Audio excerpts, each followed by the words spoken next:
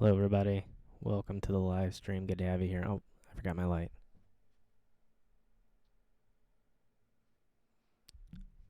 That should look a little bit better. Wanted to come on and hang out for a little bit. I know it's been a while. I meant to get on a little bit earlier, but things just happened.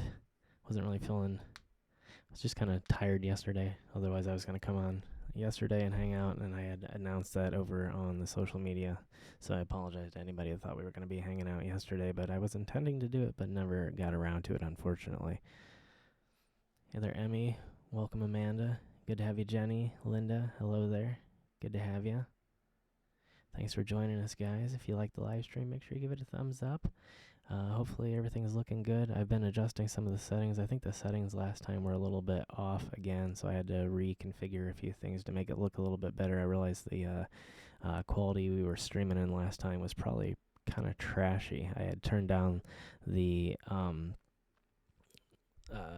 quality just a little bit too much. I was thinking that I'd save a little bit of processing power by transitioning the quality a little bit, and I had done it a little bit too much. I hadn't been looking at it close enough and ended up getting kind of a bad picture, so my apologies for that.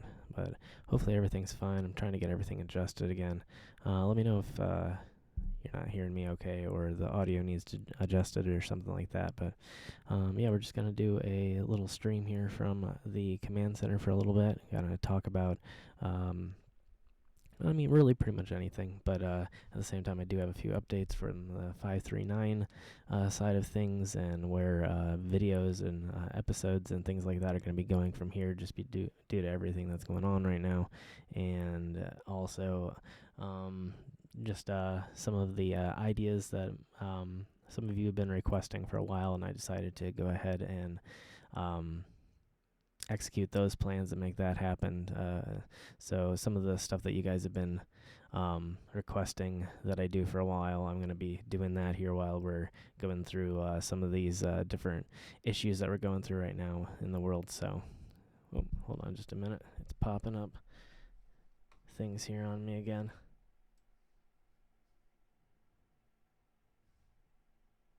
Okay, never mind. We're fine.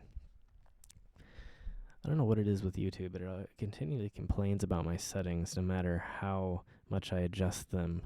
So it's complaining about a setting that I'm not only set to spec, but set above spec. So I'm going to be working on that here at some point. Oh, hold on. I'm going to adjust my... Lindenwood, I have no idea. I'm not going out to any locations right now, especially not anything in any major metropolitan areas or anything like that. But I don't know a whole lot about it, but it might be in one of those areas that I'm not going to be hitting up here anytime soon, so we'll see. But no, a lot of people had been requesting the compilation series.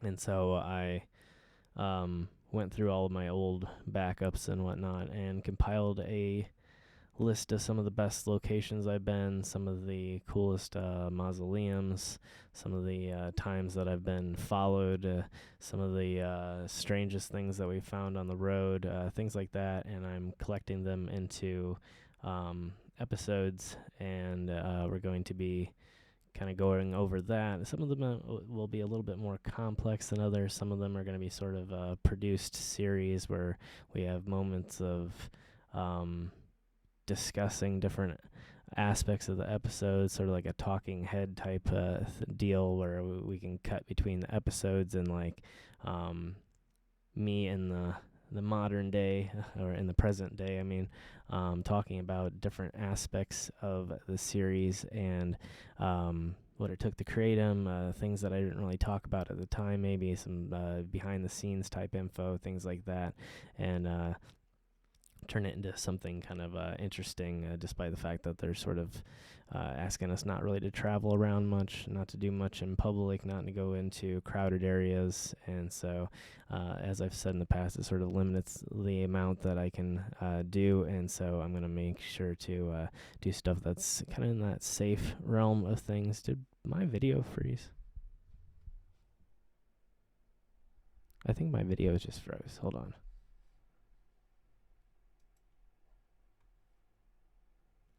Oh, something's happening. I think we're having some buffering issues.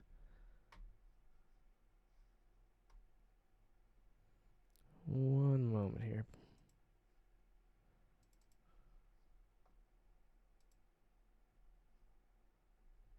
That should be better. Hold on.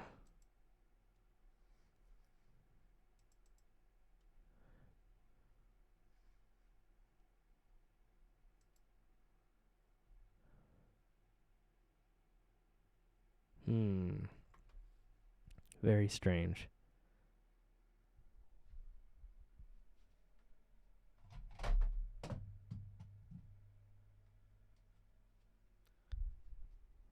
I thought we were having some overheating issues there for a minute. Yeah, it's kind of weird. I'm not sure what's going on. This is kind of strange. I might have to sign off and come back because this is getting kind of ridiculous. I know I'm not overloaded because I can see my processing. So, it's kind of strange. I don't really know. I suppose I could come on just straight from my phone in a little bit, but that's a little bit harder to do. Yeah, I went ahead and reset the connection between my phone and the computer, and that immediately sort of made things better, but I'm not sure how long it's going to last, or if it's sort of one of those cumulative problems where it's going to build and build and build, and then we're going to be sort of in that slow motion look here in a little bit. So, I don't know. I'm not sure. There's some definite issues between the software and YouTube because it, like I said, it continually complains about my settings, and then as soon as I set the settings way above what it's wanting, it just does this stuff. So, kind of frustrating. I might have to, if I can't get this working, we're going to have to figure out something else. I guess I can only do streams straight from the phones, which is the exact opposite of what I wanted to do because the quality of my camera, when I actually can crank up the settings, looks really nice. And I've got all the special effects, the music, all the different cutscenes I can go to for different things like breaks and everything like that. I don't have to just leave you guys hanging in a silent live stream if I walk off the screen, or if for some reason I have to mute the audio. And so it's kind of frustrating when this stuff happens.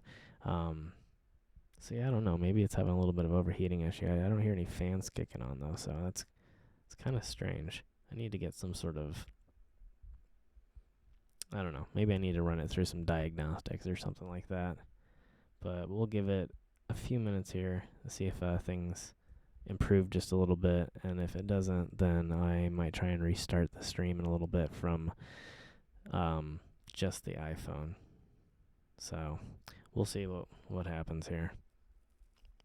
But episodes should be starting sometime tomorrow on the 539 channel. So if you're wondering about that and why we missed the episode this week, then it's just pretty much, again, because of different issues in the background. Again, it's harder to get out there. I have to really plan things out very carefully. There's only certain places I can go, only certain distances I can go. And so I kind of put off things and decided at the last moment to make the compilation series and give myself a little bit of extra time to work on other things, such as the streaming and also getting regular episodes back up and running on the 539 channel. Again, it's just extra hard right now. Nothing's open. I really have to be incredibly careful how far I go and what I'm doing. So it's just going to be one of those transitional periods where we're working through the current situation, and hopefully things get back to normal as soon as possible. And while we're doing this, I just hope you guys will stick with me and hopefully enjoy some of these different types of episodes that we're going to be doing, because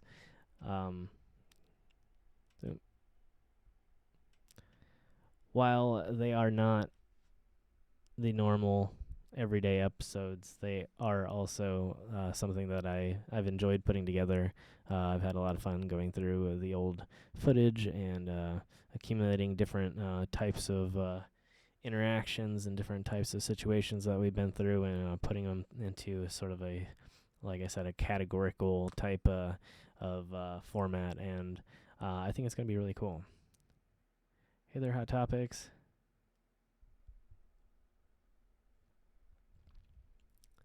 Yeah, my apologies if stuff are getting out of sync again. I think that we're going to have to kill it here.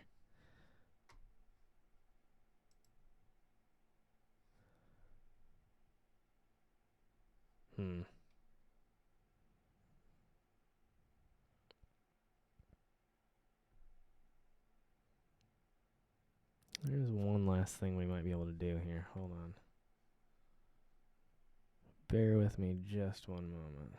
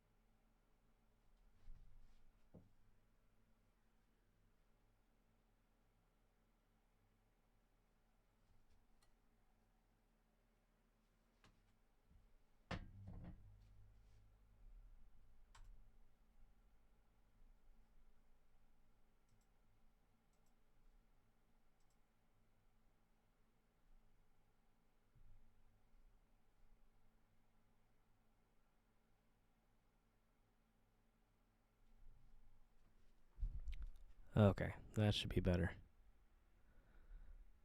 Unfortunately, it is a 720p camera, which is kind of stupid. I don't know why they included a 720p camera, but for the moment, it will work, I guess. While we figure out an alternative and why this is messing up again like this, I don't really know.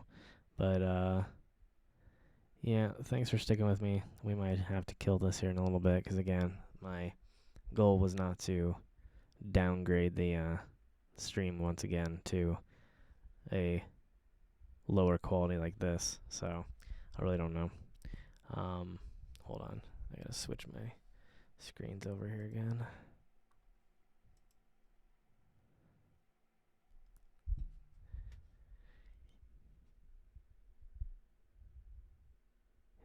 Yeah, it might be the cable. I don't know. I think I might have a bad cable, and it's having to do some error correcting issues where it's not getting the signal properly, and so it's having to ask again, essentially in the background, and it's creating extra traffic between the camera and the computer, and so that's kind of causing it to crash and slowly sort of getting into this buffered mode where it looks like it's going in slow motion, but the audio seems to be going fine because we're broadcasting on a completely separate audio device.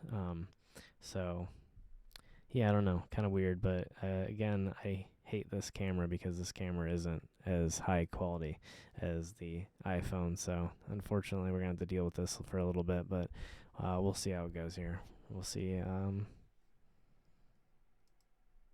if it's something that everybody's willing to put up with, or if we're gonna kill the stream. Because unfortunately, I think that might be some of the issue too, is that when I stream at such low quality, it also doesn't promote the stream as much, because YouTube's goal is to promote streams that are high def. And when I put it all the way down to 720p, which is a format that really hasn't been used in, well, I shouldn't say that. It's definitely used, but not nearly as much as 1080p and 4K. So it's something that's probably not going to help me out very much, but we'll see. But anyway, hope you all are doing well. Hopefully everybody's still healthy and hanging in there. And yeah, I guess I can mess around on my phone now and maybe advertise the stream a little bit more. We'll mess with that here in a second, though. But thank you all for joining me. Again, episodes over on 539 will be starting up again tomorrow. I can't promise it's going to be in the morning. I've been doing a lot of work in the background. Like I said, going through all of my backups, getting all these clips together. Some clips are some episodes have multiple clips for different types of episodes that I'm going to be doing, and so that sort of makes it a little bit more difficult when I'm having to sort of copy and paste, go back to another project altogether, paste the correct clip into the right project, and then go back and start working on another project. And so I've been working on sort of 3 projects all at once, and we've got a pretty cool few weeks worth of content coming. Just again, sort of compilations of some of the best moments that we've had on the channel, some of the strangest things we've seen on the channel. Hey there, Juanita. Thank you very much.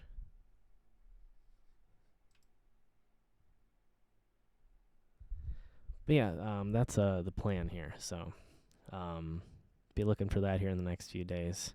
Or not in the next few days, tomorrow sometime, excuse me. Getting turned around here. But thanks for joining me, guys. Make sure, again, if you're liking the stream, give it a big old thumbs up. And again, I apologize that the resolution is a little bit on the lower side right now.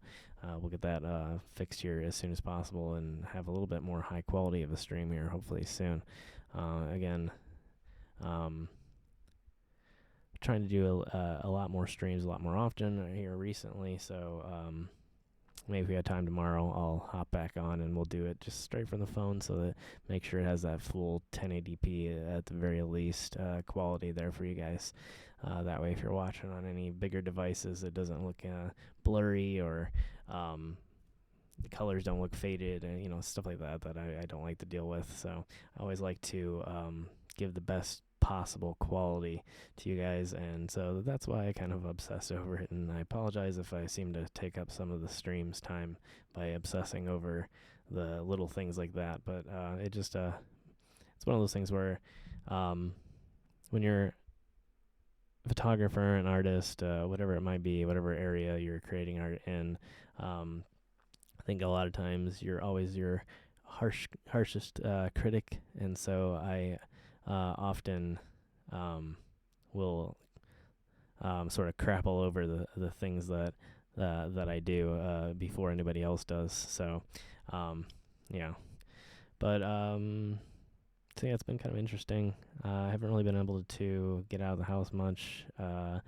Again, there might be some areas where I'm going to be able to get out and go out in the more natural areas. Some of the states, and the state that I'm in, obviously, we are allowed to get out to a certain extent and do some things. I'm allowed to go out and hike, and some of the places are closed, some of the parks are closed, but some of the areas are still allowed to go to. They're just mainly saying pretty much if there's going to be a lot of people there, don't bother. If you're just going to go out in nature and see other people, then there's no real reason to go out, because you're just doing the same thing as before. So hold on, I got to zoom in on my chat again.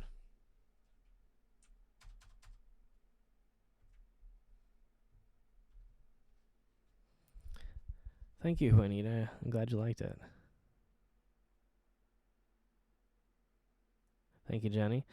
Yeah, there's a lot that goes on in the background. A lot of, first off, a lot of research. Sometimes hours and hours, sometimes days. It just depends on what it is, what kind of location I'm going to. Obviously, sometimes I just stumble upon places, and that's really awesome, and that's really lucky. But at the same time, you don't always do that. And some places I like to do a little bit of a deeper dive on. The last video at Monument City is one of those places where I've sort of dove into the subject a little bit more, did a lot of research on the area, visited there multiple times during different types of situations. Sometimes it's flooded, sometimes it's not, and so it's interesting to sort of follow it throughout the years. And that's actually one of the videos that I'm going to be releasing here soon, is doing a lot of side-by-side comparisons of the different times that we've been there and the different things that we found. And it's actually going to be a really interesting video. I've been happy with the results so far. I've got I'm about halfway through editing it, and I've probably got another day or two left to spend on it, doing some different voiceovers and adding some music and stuff. It's going to be, I think it'll be a really good one. I think it'll be something that everybody enjoys. Hey there, Jill. Welcome to the live stream. Good to have you here. Oh, awesome. Yeah, I can explain it here real quick. Hey there, Christine. Welcome to the live stream. Oh, good. Good to get out in the garden. Good to get outside and get some fresh air. Cool. Having fun with the cats. That's awesome. So yeah, 539, kind of an interesting little puzzle to unravel, and something that has sort of been in the works in a way for years. Excuse me, sorry, I'm trying to adjust my windows here real quick.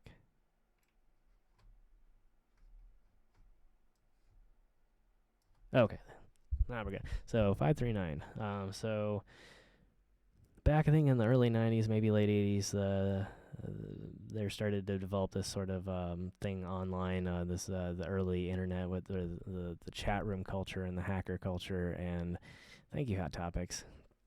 And so they had this thing called LeetSpeak, and it was sort of like not really a language, but a manner of typing or writing words that utilized not only letters, but utilized different numbers and different symbols to substitute as the letters. So it sort of looked really cryptic, and at first glance you might not be able to read it and see what it says, but after a while of getting used to it, you would be able to sort of just look at it and see plain old English, or you could really utilize it for almost any language out there.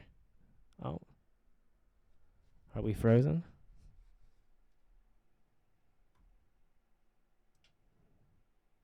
See, on my end, we're good.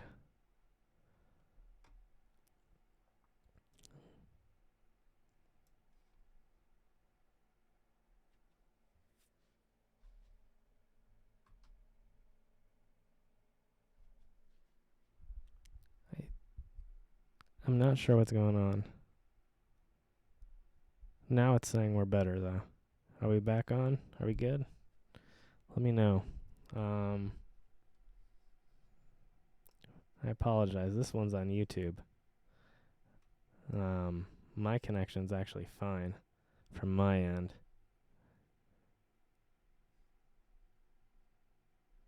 Okay, good. All right. I'll try and adjust this here so I can tell a little bit quicker if that happens again. So I'm not sure exactly where we left off in the whole explanation, but 539 anyway. So kind of early 90s chat room speak, a thing called LeetSpeak, again, substitutes letters for numbers for letters and other symbols for letters, sort of like using an @ sign as an A, or using a 3 as the letter E, something like that. And so it's a way of speaking pretty much any language, but using it in a cryptic way that, like I said, when you first glance at it, you might not realize exactly what you're looking at it, but once you get used to using it, it sort of works as just a script that can be universal, like I said, to any language.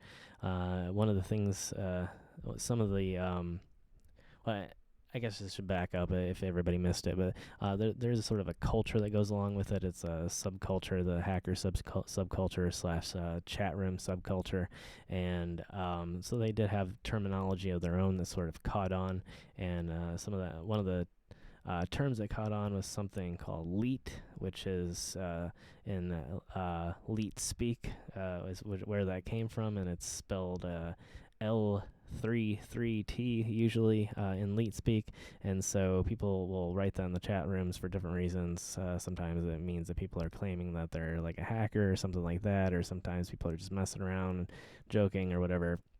But essentially, it means elite.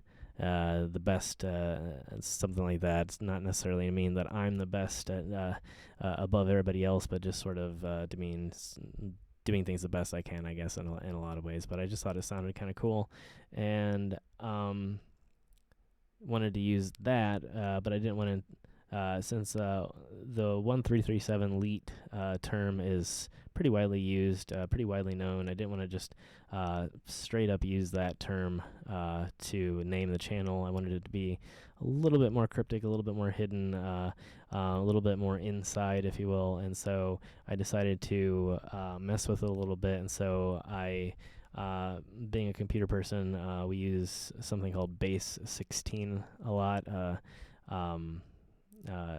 It is a different way of counting. So we're used to something called base 10, which means very simple. It means that we use 10 different digits to represent numbers, and then we repeat. So after 0 through 9, we start utilizing the other digits to represent the bigger numbers. So a 1 and a 0 together combined would be 10. So that's why we call it base 10, because it repeats after the 10th digit. And so base 16 repeats after the 16th digit. So there's more number units essentially to represent the numbers than base 10. So it utilizes some letters, or what we would consider letters, to represent numbers. And so when you convert from base 10, which we normally count in, to base 16, then 1337 becomes 539. And so it's sort of like a mix between older computer hacker culture and just sort of a interesting math problem. So that's where it came from. But in the end, it just sort of means elite productions. So that's the trick. That's the hidden message behind 539. And people inject all kinds of different things. A lot of people think that it stands for, like, somebody's shooting off fireworks. Okay. Anyway, so some people think it means like a time of day. I get that a lot. Does it stand for 539? Some people think that it's like, trying to think of all the different things people thought of. Something that people think it's something that you spell on a phone. They think that I'm using the alphanumeric keypad to dial up, or not dial up, but to spell out certain letters, and that's not it either, obviously. But yeah, that's pretty much it. It's just that sort of complicated little, not really seriously complicated, I wouldn't say, but semi-complicated math problems, and slash again 90s culture. I guess it's sort of still around. People do it sometimes, but I don't know that a lot of people that utilize it now really understand where it came from or why it became famous. And so, yeah. But yeah, good question. Thank you for asking. I don't explain it too often, but yeah. It's been a little while since I've done the deep dive into it. Sometimes I try to do like a quick 30-second explanation, just because I can't do the whole thing every stream. But yeah, glad you got to hang out and ask. Thank you so much, Jill. I appreciate that. Yeah, I really enjoy doing what I do. I think it's one of the coolest things I've ever done, one of the biggest undertakings, one of the most challenging things that I've done, and it takes a lot of hard work to to go out and film and then come back and edit, but at the same time, it's really rewarding and something that I've always enjoyed a lot. So as I get better and better, I have a lot of fun doing the slightly more complex type things, and hopefully we'll just continue to improve here in the future and do more and more for you guys. But yeah, I'm looking forward to really hopefully the better half of this year and getting out there and doing a lot more and getting a lot more filmed. Maybe upping the editing skills a little bit more, upgrading some of the equipment, and being able to bring some higher quality productions to all of you guys, and do some stuff that we haven't ever done before. Again, it was supposed to be one of those banner years where we went out and did stuff and hit up locations that we've never done before and do things that we've never done before on the channel, but so far we've been sort of stuck.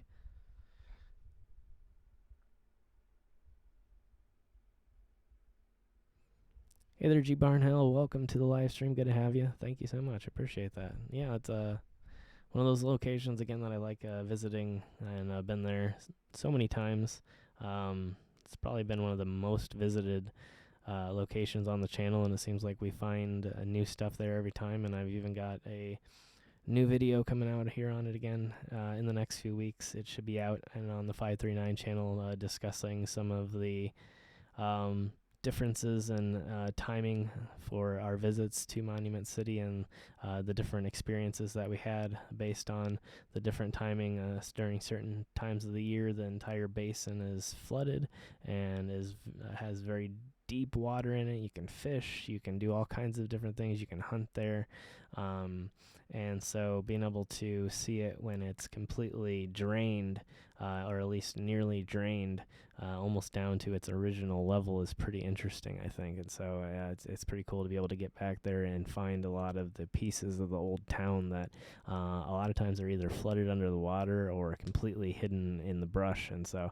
yeah, I'm going to be going back there many more times. We got a bunch of different areas yet to explore, a bunch of different things that haven't been found yet, some things that I'm seeing from the maps that appear to be different chunks of different buildings that are nowhere near even where we were last time. And so I'm looking forward to getting back and doing a lot more roads. And there's a few different also reservoirs around the area that have similar towns. We've done one of the other towns. Hasn't been quite as successful as Monument City. It's not too far away from Monument City, maybe about an hour at the max, and you can walk down a lot of the old roads, but you can't really see as much so far, at least that I've seen. But I did have a fun time going to that one as well, but I can't remember the name offhand of that one, but. Yeah, looks like we're doing slightly better now. Haven't seen any error messages pop up so far. But yeah, apologies that we are having kind of a hard time on this live stream. It kind of started last live stream. Not the last live stream, I guess. I'm getting kind of turned around. The last live stream that we did here, the last time when I was testing out the setup with rehooking up the iPhone to the computer, it started having a few issues again, and so I don't know, now it's popping up at me again, so hopefully we're safe here for a little bit. But again, if someone can just kindly let me know if anything happens, then I'll work my best to get it resolved here, and we'll continue to hang out for a little bit. But again, if anybody has any questions about the episodes, any observations, any answers to any questions that we had on some of the locations, any questions about upcoming travels or how the current situation is affecting everything, then let me know, and I'll try and do my best. Just one of those streams again where I'm going to leave it up to all of you guys or all of you to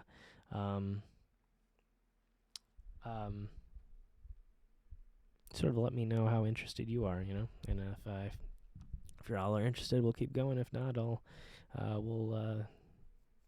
call it a night, and you guys can tune in next time if you want to. But again, many thanks for all of you being here. Appreciate y'all.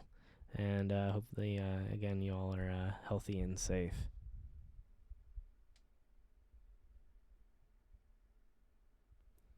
I agree, Joel. Yeah, that is too bad. It is a weird situation. There's always different responsibilities in different places. Some places are cared for by historical societies. Some places are cared for by the city. Some places are cared for by churches. Sometimes there's charity organizations that go out. Sometimes scouting organizations like Girl Scouts or Boy Scouts of America go out and do things. There's all kinds of not always in a good way too. It's kind of strange. Not that there's anything wrong with volunteering, but sometimes it's so complex you can never really know how you can help or who to call or what to do. Hey there, Alberta. Welcome to the live stream. Good to have you.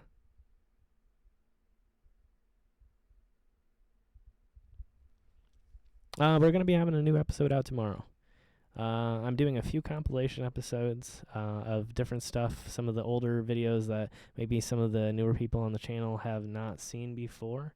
And so I'm going to be going back some of the stuff from like 2017, some of the different crazy finds we've had, different really amazing mausoleums that we've found, different times I've been followed, all kinds of different compilation series that I'm working on. I'm working on 3 of them right now. I've got a few more that I have still in the idea phase, so probably at least 5 episodes of that. And then I have been working on trying to get out to some more secluded locations as well to film again here soon. So hopefully we'll be back to normal starting tomorrow. Although the episode probably won't be out right in the morning, I'm still working on it. It's been a lot of work sourcing all the material as I'm going through all of my backups for the last almost 5 years of YouTube history. So bear with me, but yeah, again, we should be up and running here as of this weekend. Cooking videos. I would love to do a cooking video. Probably do it on this channel if I do it on anything, though. I can't, unfortunately, stray too far on 539 without the YouTube algorithm completely messing up the analytics of the video and then the next few videos after that, unfortunately. But yeah, I'd be down to do some cooking videos on the second channel, possibly. Maybe a cooking stream or 2. I've done a cooking stream at least once. I think I might have done 2, but would definitely do more.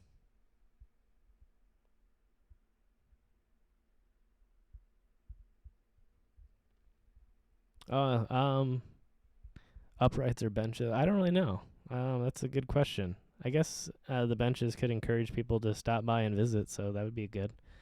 But other than that, I really don't know. I find a lot of them fascinating and interesting to look at. So yeah, it just really depends. Hey there, Molly. Welcome to the live stream. Good to have you. Yeah, sorry, we seem to be having some issues. I don't know what is going on. It might be my local internet here that might be kind of overloaded with traffic. So thanks for joining us, Jill. You have a great night. Thank you, Alberta. Appreciate that. Yeah, I'm actually really excited to get things back up and running again here. So, hey there, Joanne. Welcome. Yeah, good to have you. Thanks for chatting. But yeah, always happy to have you guys here, no matter if you want to chat or not. Always feel free to do whatever you want, whatever makes you happy.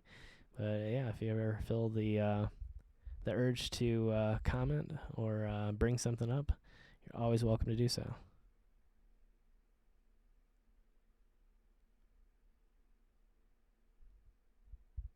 Oh, pianos?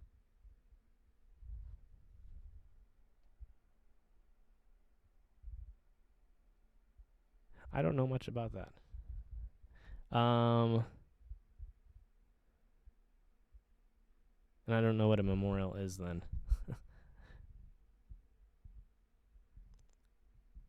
But if I were going to do a piano, I'd do a grand.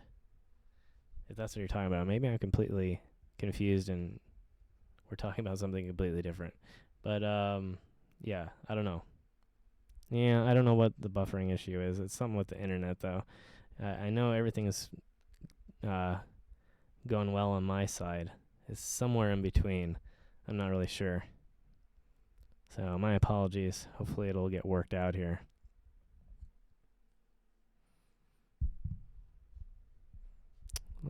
I can't change I was going to say I know something that might fix this situation a little bit, but I don't think I can change it without completely ending the stream. So that's unfortunate.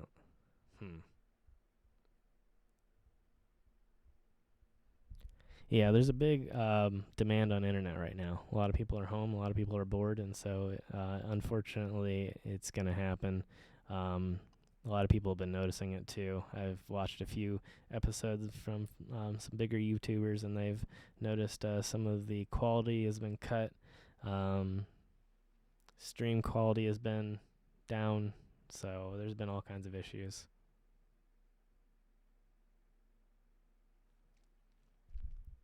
I do not belong to any historical societies or any type of graveyard restoration. I sort of just do it as a hey there, Kenneth. Welcome to the live stream. Oh, my name is. Oh, yeah. Then yeah, again, I probably wouldn't have any particular favorite. But anyway, sorry. On the historical societies, I kind of just do what I do. Hold on, are we buffering again? This is getting tougher than I thought.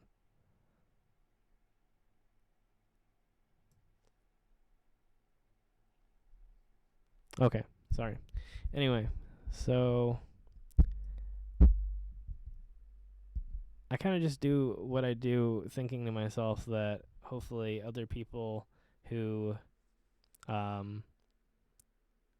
either already do it or have been thinking about doing it or thinking about volunteering their time or maybe thinking about donating their money, that they'll see it and be inspired to go out there and do it. As someone who's always been an artist, I feel like the best way that I can serve that community and that side of things, no matter if it's an abandoned location or if it's a historical location or if it's an old cemetery or whatever it might be, that, I don't know much about it. I can research as much history as I can find out from resources online and off. Oh, I think we're buffering again.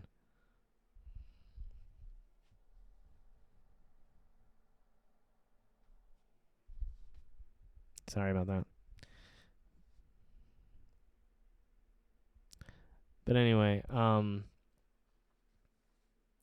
as an artist, as somebody who's always been in that side of things, photography, videography, whatever it may be, music, I figure the best way that I can serve any given community is to utilize that artwork to do it.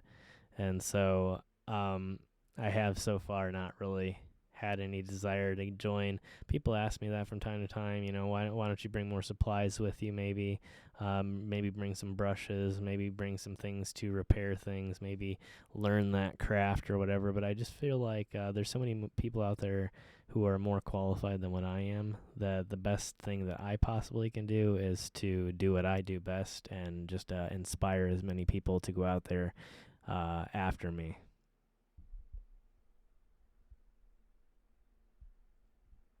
So, yeah, that's my goal with it, is just to inspire people from all different ends, whether it's just getting out there, exploring, traveling, hiking, photography, whatever it is that, you feel the urge for. Then, yeah, that's kind of my goal, is to inspire people that way. So, and I feel like I would be almost doing a disservice to people if I were to do much at these locations, because I feel like I can do more by literally doing more locations, going to as many places as I can go to, bringing as much awareness about different locations as possible, and then hopefully the people that tune in will get those gears turning and get these places the care that they need and deserve. So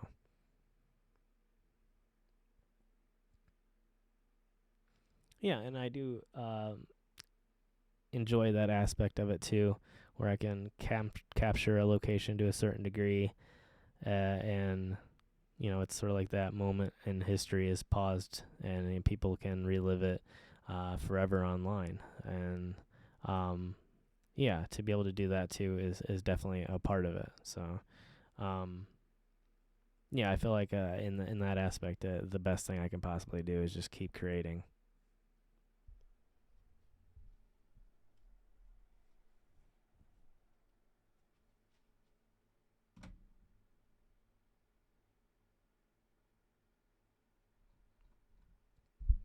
Thank you, Kenneth. Yeah, I try to respond to people as much as I can. Sometimes it's harder than other times.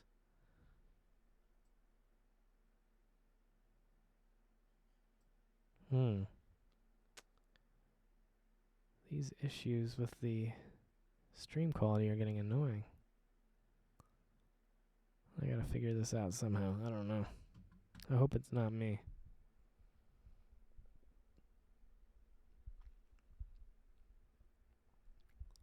Thank you for letting me know, Linda. Yeah, I really don't know. Sometimes I believe what YouTube's telling me, and sometimes I don't. It's saying I'm buffering a lot right now,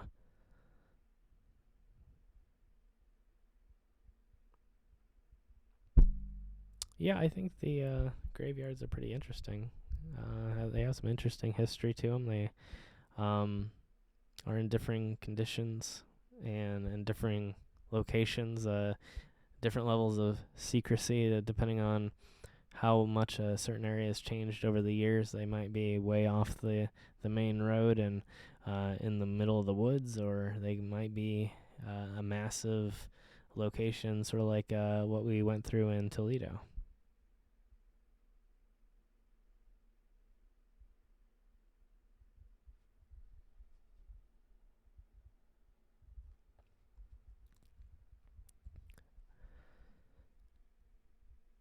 Generally, if I feel like it's something where a lot of family members are still in the process of either grieving or visiting on a regular basis, I will try to avoid certain memorials, depending on the situation. There's always going to be things that whether, excuse me.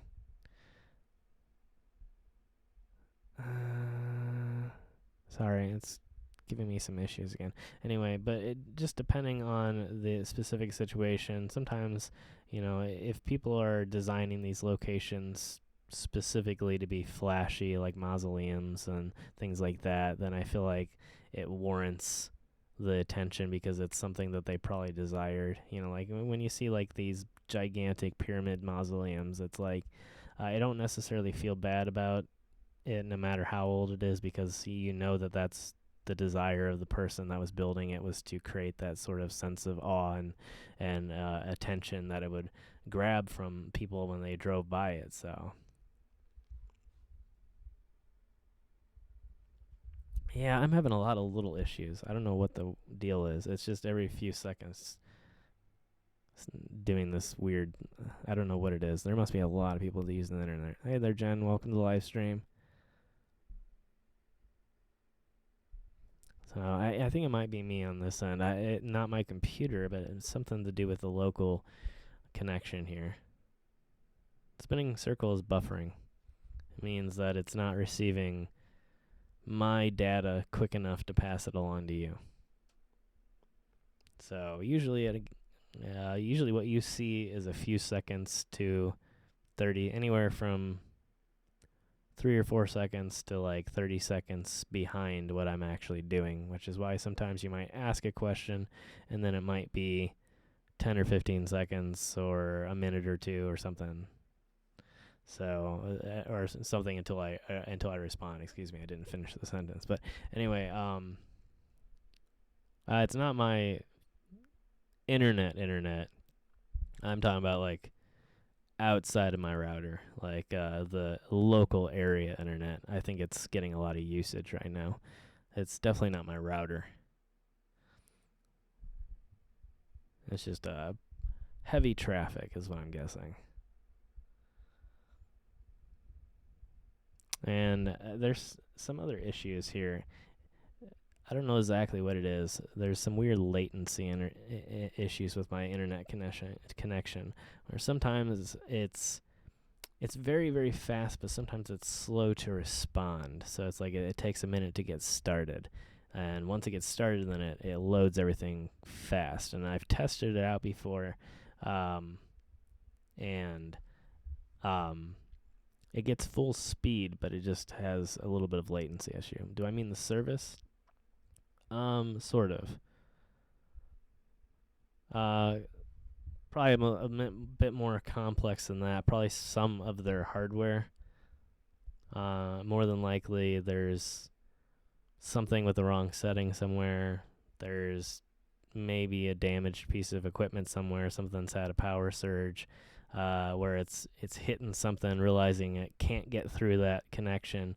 It's resetting that connection and looking for another open connection somewhere that it can reroute through, and then it's rerouting through that connection and routing at full speed. So that's what we call a latency issue, not a speed issue. It means that it's having problems finding the connection, but once it finds the connection, it's able to pull at full speed. So that's the short explanation anyway. So yeah, speed tests turn out normal, but sometimes it's just slow in getting started. So I think that's what's kind of happening. Whatever is going on, the stream, since there's a small amount of buffering, can continue for a while, and then when that buffer runs out, it resets because it takes a while for it to start up again.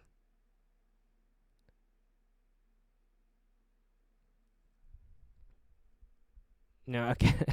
I'm talking about outside the router, the equipment owned by the actual internet company. It's not the router, because resetting the router doesn't actually help in this situation.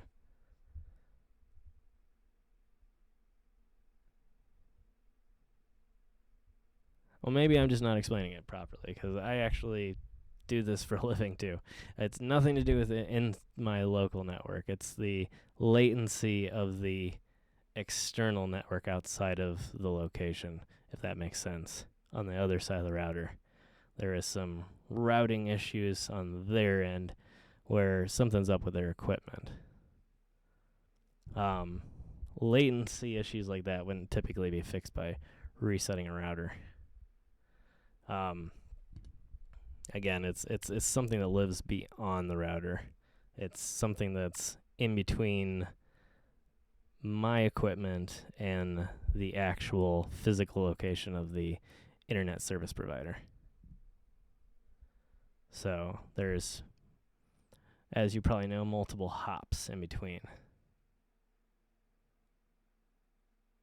Not in the situation I've tried it before. It would help if it wasn't an actual, probably physical equipment problem on their end.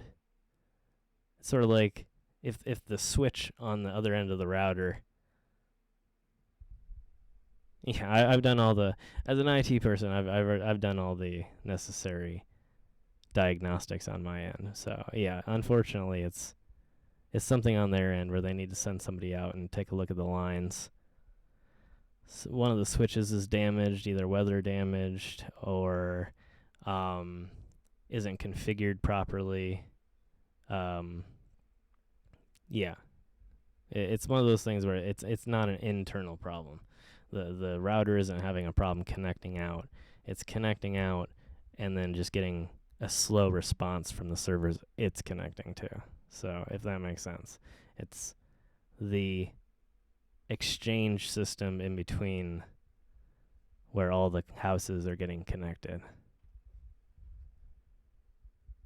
I don't really know if they will send anybody out right now or not. They might.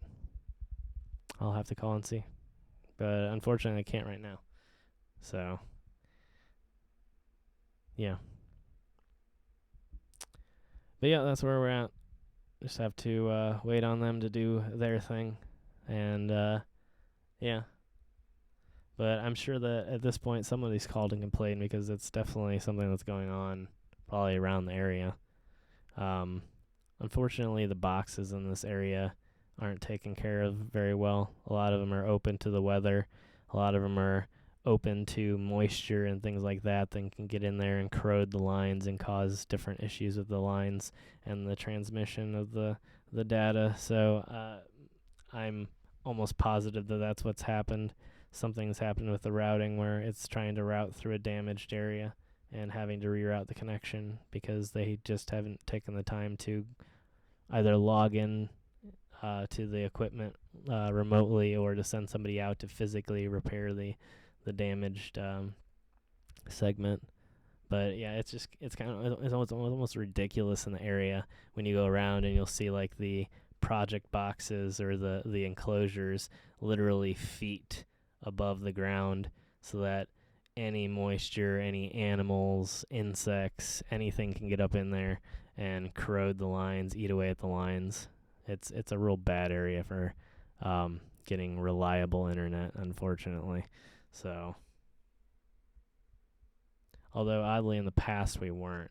We used to be a test bed. So like we were one of the first areas to get Verizon Fios when it came in. And then once Verizon was done with the area, they sold off to another company. And since then, we've been sort of in the Wild West again of internet areas. And so it's sort of sketchy, whatever company you go with. Some are worse than others. But yeah, it's one of those things. But yeah, I kind of wish it was on my end. That'd be really nice. Because if it were on my end, it would have been fixed by now, a long time ago. But since I can't touch their equipment, we're kind of screwed. And that's the situation I get into. I'm always at the hands of the internet company.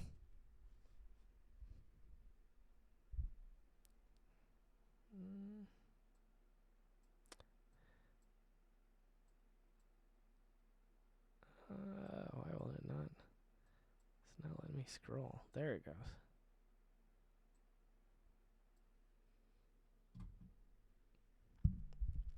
But yeah, I appreciate everybody trying to help. And all the tips. But yeah, unfortunately, I've gone through all the bells and whistles and hops and skips and jumps and everything in between.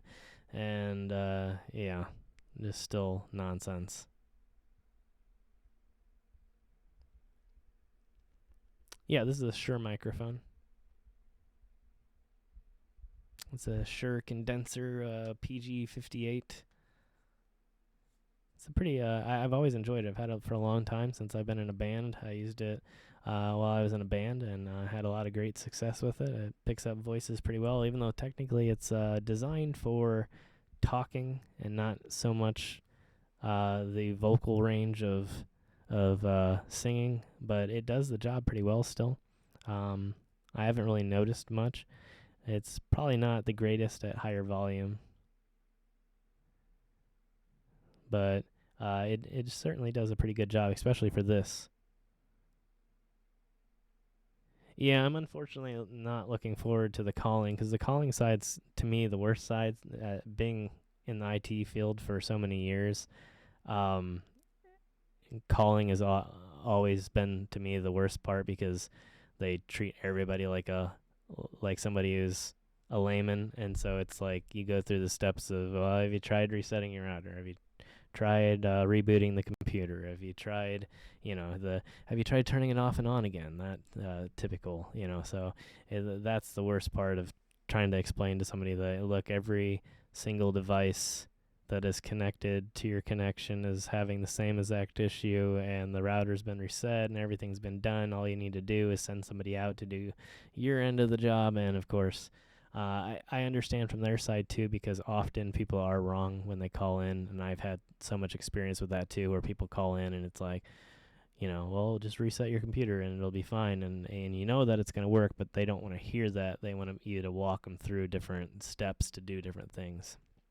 And so I understand from their side too how frustrating it must be to take so many calls, but unfortunately from my end it's always very irritating because I'm the one that does understand the technical side of things very well, and it's like one of those things where there should be like a level of trust, almost like where it's like where you sort of record how much a individual customer maybe knows about their own service, but that's probably impossible.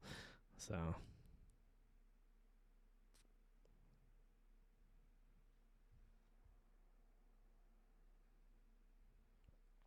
yeah, and that's what I'm kind of hoping, that maybe just enough people call that they just send somebody out. It seems unlikely that they wouldn't, but if I have to call, then that'll happen. But, I do what I got to do. Yeah, there's often a script anymore. And in fact, they're rarely allowed to go off the script anymore, just due to different issues that people have had in the past with people recording terrible customer service calls. Yeah, they should be able to log on to any switch and test it out. It's just whether or not the switch would automatically inform them is really the issue at this point. There's so much infrastructure though that I'm kind of doubting that they monitor anything on an active. Well, I'm sure they monitor some parts of the network, but certain parts are going to be up to the customer to complain about. But yeah, I'm sure that they could log on to the local switch, wherever it is, and see if there's any connection issues, or run some diagnostics from there. But well, it's just kind of up to the company whether or not they will.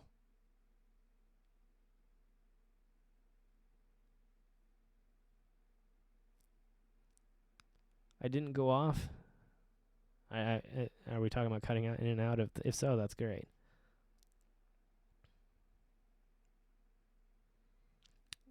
Yeah, that's kind of what I'm worried about, is that we've gotten enough customers on our specific little node that it's overpowering the equipment maybe. But sometimes it doesn't feel like that. It kind of feels more like it feels more like when I say that it feels like a weathering issue, it's because sometimes when cables get corroded and there's oxidation, sometimes it can still allow a certain amount of the signal to get through, but there'll be errors, and so the error correcting is what causes the latency issues when the computer base or the server that you're connected to, or the piece of equipment you're connected to, basically radios back and says, "Hey, I didn't understand what information you were just sending to me. Can you please send it again?" And so that takes extra time, and then you have this sort of even though you're experiencing full speed when it's loading, when it pauses, you're receiving those weird dead signals, where it's just sort of sitting there doing nothing. And so that's kind of what gives me that indication. That plus when I walk out in the yard and see that a lot of these boxes are essentially just open to the weather. It'd be like plugging your computer in the backyard and expecting it to survive. It's almost a miracle that a lot of the equipment has even survived as long as it has. Literally, like it's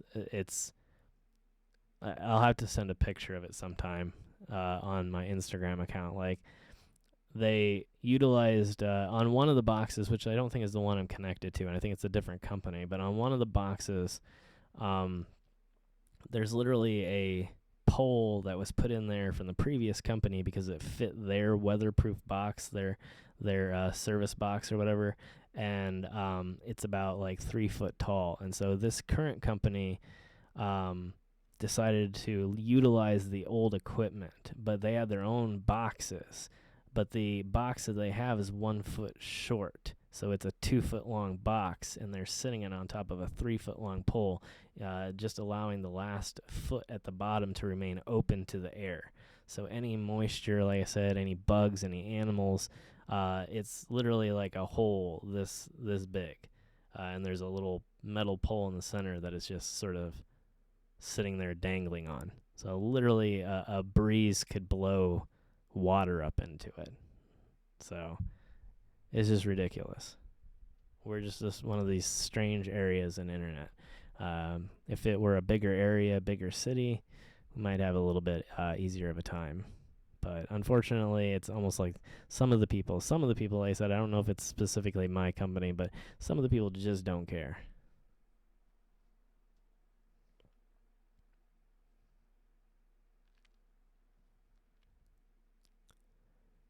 Yeah, there's all kinds of crazy stuff that can happen. Yeah, weather can have a real effect. So, especially when things are open to the air that shouldn't be open to the air. Most electronic equipment is, of course, supposed to be sealed and be resistant to that moisture breaking through. So, the fact that they just leave it open doesn't say too much. So, I'm hoping it's not the box that I'm connected to, though. I don't think it is. But I know in the past we've been connected to that box, and it wasn't a very happy experience.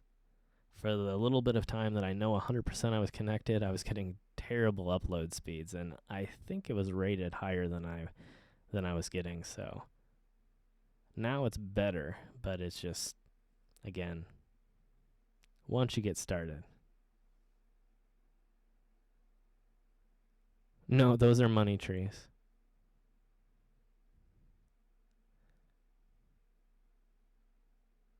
I don't think that would be, that might be frowned upon in this area. Maybe not in some states, but in this particular state, that would be definitely frowned upon. But no, these are money trees. Hey there, Shauna. Welcome to the live stream. Good to have you. And thank you all for joining me here tonight. Apologize for the previous issues with the connections and some of the ongoing issues with the connections, but thank you all for sticking with me and bearing with me through the problems. I wish they were growing money. I don't know why they're called money trees, actually. But these are little baby money trees. They will eventually grow about 3 times the size. They can grow usually, I think, between 8 and 9 feet, I think is the estimate for them.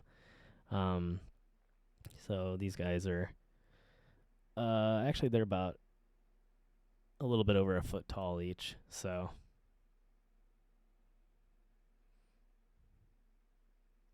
but yeah, pretty cool little trees. I don't know if they get quite the level of light that they want here, but they seem to do all right. And they get really huge leaves, so that's kind of cool. But I'm trying to propagate them. I'm going to try and take one of the branches off here soon and root it so that I can make a few more of them. I've been trying to do that with pretty much everything recently, so I've got a lot of things rooting over here. I've got a few others rooting here. I've got a bunch of things rooting there, and another rooting station right there. So I'm going to try and use one of those soon after I get done with the philodendron rooting here. I'm trying to get all of these planted here over the next few weeks. And so hopefully when that's done, I'll use those little rooting stations to do the money trees. And then I'll make more of those as well. I look like I have a lot. Oh, thank you. I think I've actually gained a little bit of weight. But I think I have lost some since I've gained some, but that's about it. I was actually at my lowest a couple months ago. So, with all this going on, it's kind of hard to keep active. I've been sort of stuck inside and doing nothing, and yeah, well, not doing nothing, but doing nothing athletic. I'm not out there walking, 5-10 miles filming like I've done so many times for the channel. Unfortunately, now I'm just indoors walking maybe a few miles if I'm lucky, according to my Fitbit anyway. But I'm definitely doing better, that's for sure. But yeah, kind of a struggle. Once you get told that you're not supposed to be outside, then all of a sudden it's harder to do all kinds of things. Yeah. yeah, it's one of those things again. You just once you're not moving around, there's nowhere for it to go. There's nothing to burn. So it's unfortunate, but I think it's happening to a lot of us. But I mean, it's a good thing, if you got one excuse, to not go outside and exercise and be healthy, then this is it. I mean, obviously you want to still try to be healthy to a certain degree, but you might as well do what makes you happy at the very least. And if you're going to be a few extra pounds heavier and happy while you're going through all this, then why not?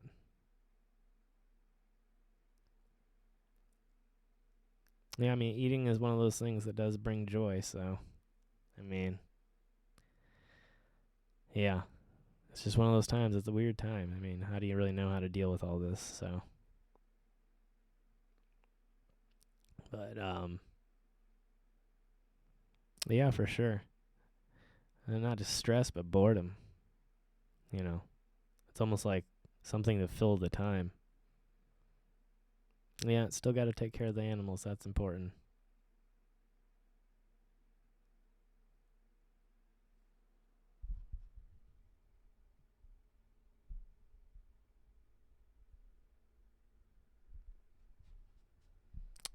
Oh, sorry. Well, I keep forgetting I laid my mouse down here, so I didn't have to do that again. Anyway,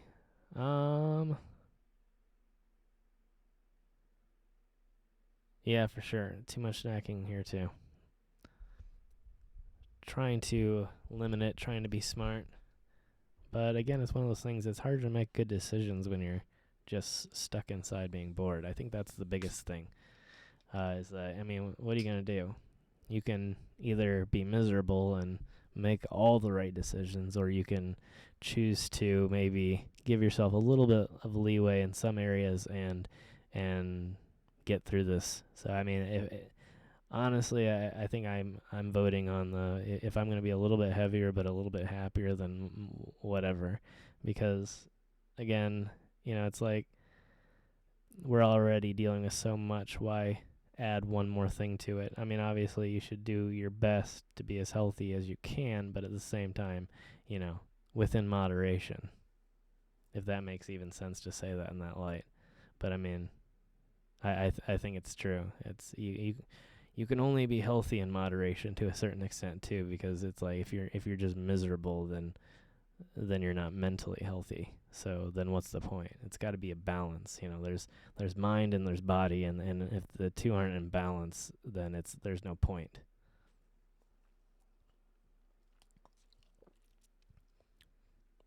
Yep, you can also work out at home.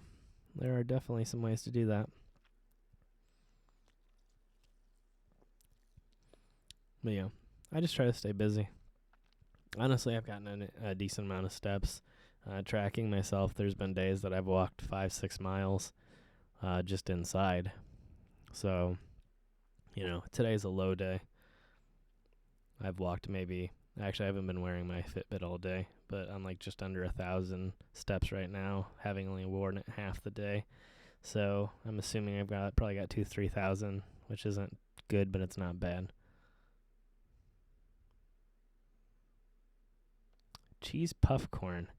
Oh, I think I know what it is. It's not real popcorn, but it's like an extruded sort of something that has like the texture of popcorn, I think. Maybe I'm wrong. I don't know.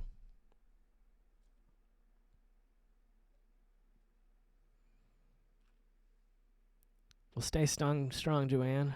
We're all here with you in one way or the other. But yeah, no, I feel you. It would be kind of scary going through something like this alone. And yeah, I completely understand with the shopping too. I mean, I pretty much,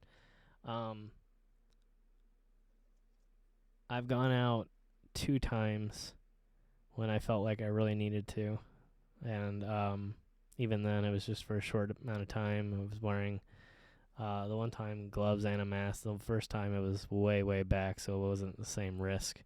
So I just kind of went out quick and avoided people. And so, yeah, it's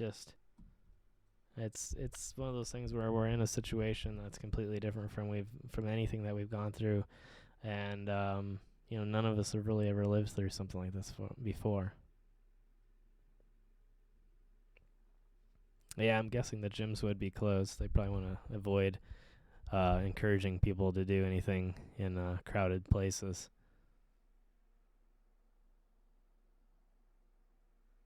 The cheese curds that break. Oh yeah, I've heard of those. I've seen those for sale. I've never eaten them though.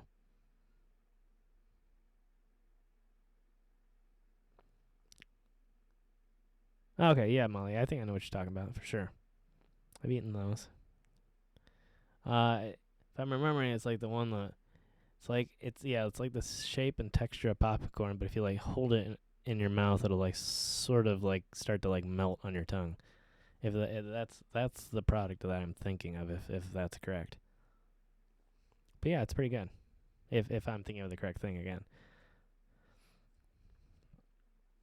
But yeah, I mean, again, you gotta have something to do. A hobby, whether it's exercise, cooking, eating, you know, or if it's just watching TV, anything to keep you busy, keep you moving. Well, I guess TV doesn't keep you moving, but it keeps you maybe thinking.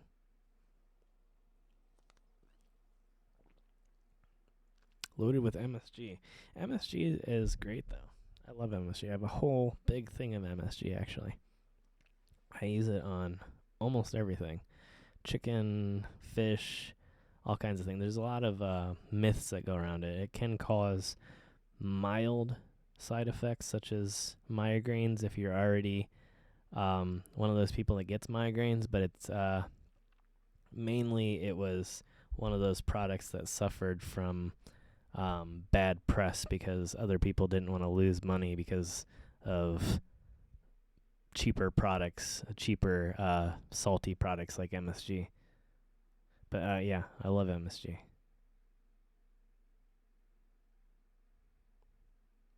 Half a pound's not too bad.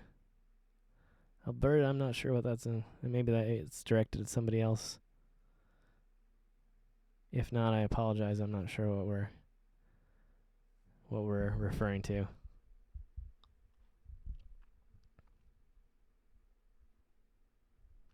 Yeah, see, I'm a person that's prone to headaches, so there's some things that in certain amounts can give me migraines. But if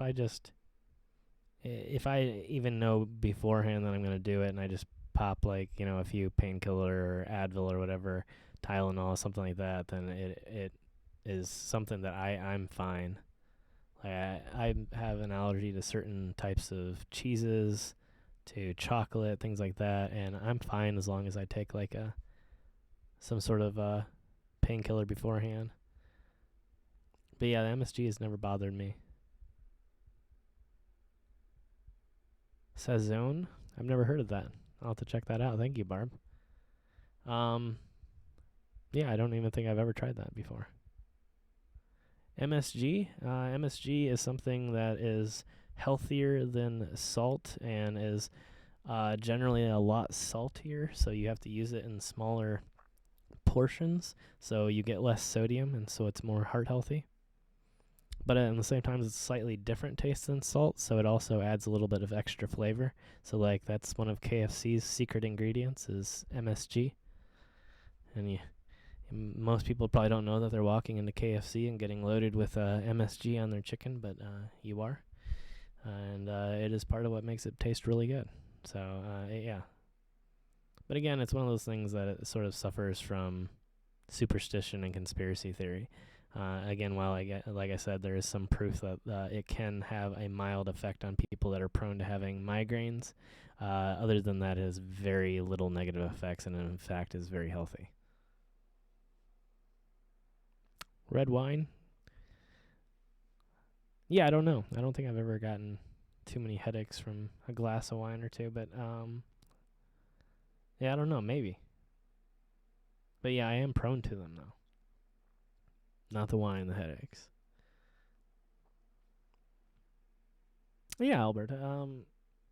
Yeah, it's one of those things that I think that's part of the reason why the rumors are going around, because in the past there have been times in history where businesses used that sort of almost political, sketchy, kind of backhanded style of marketing to sell their products. So if a major salt company felt like MSG was going to run them out of business, they might start to spread some information and say something like, our scientists determined that MSG is giving you these bad health conditions, and since there's not a lot of people that double check that information, they just take it for granted that it's true, and it sort of propagates into pop culture, and so a lot of people believe it to be true.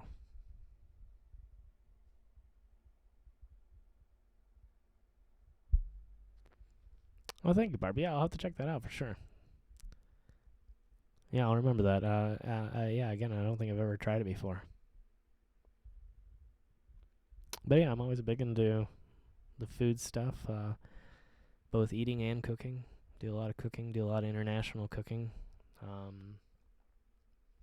So I'm always interested in trying new things, different recipes, different types of products. So yeah, maybe we'll have to give it a try here. Maybe if I ever get back to doing any of the food type streams or food videos, maybe I'll have to try it on the channel here or something. But yeah, if you never tried MSG, often you have to buy MSG sort of in secret, not technically you in secret, but a lot of times it will not say MSG on it, just due to that very high stigma of it being a bad thing. And so a lot of times it's actually called what is it called? Chicken seasoning. A lot of times it's called poultry seasoning. If you see poultry seasoning on the shelf at your local store, turn it around. Likely the only ingredient in it is MSG. So it's one of the ways that they hide it and still sell it on the shelves in grocery stores in plain sight without, I think they're literally worried about people complaining, thinking that the grocery store is literally selling you something dangerous. So they will literally not label it MSG. It'll only say it in the ingredients list, but a lot of times it's called poultry seasoning.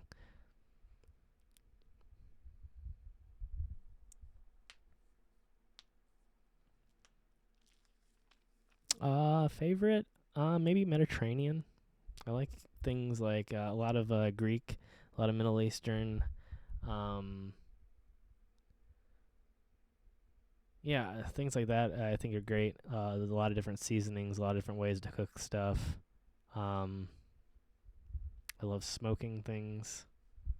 I've done sous vide, which is warm water cooking.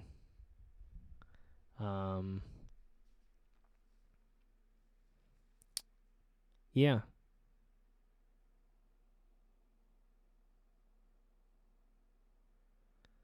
But yeah, a lot of different Asian dishes use a lot of MSG. A lot of stir fries, things like that.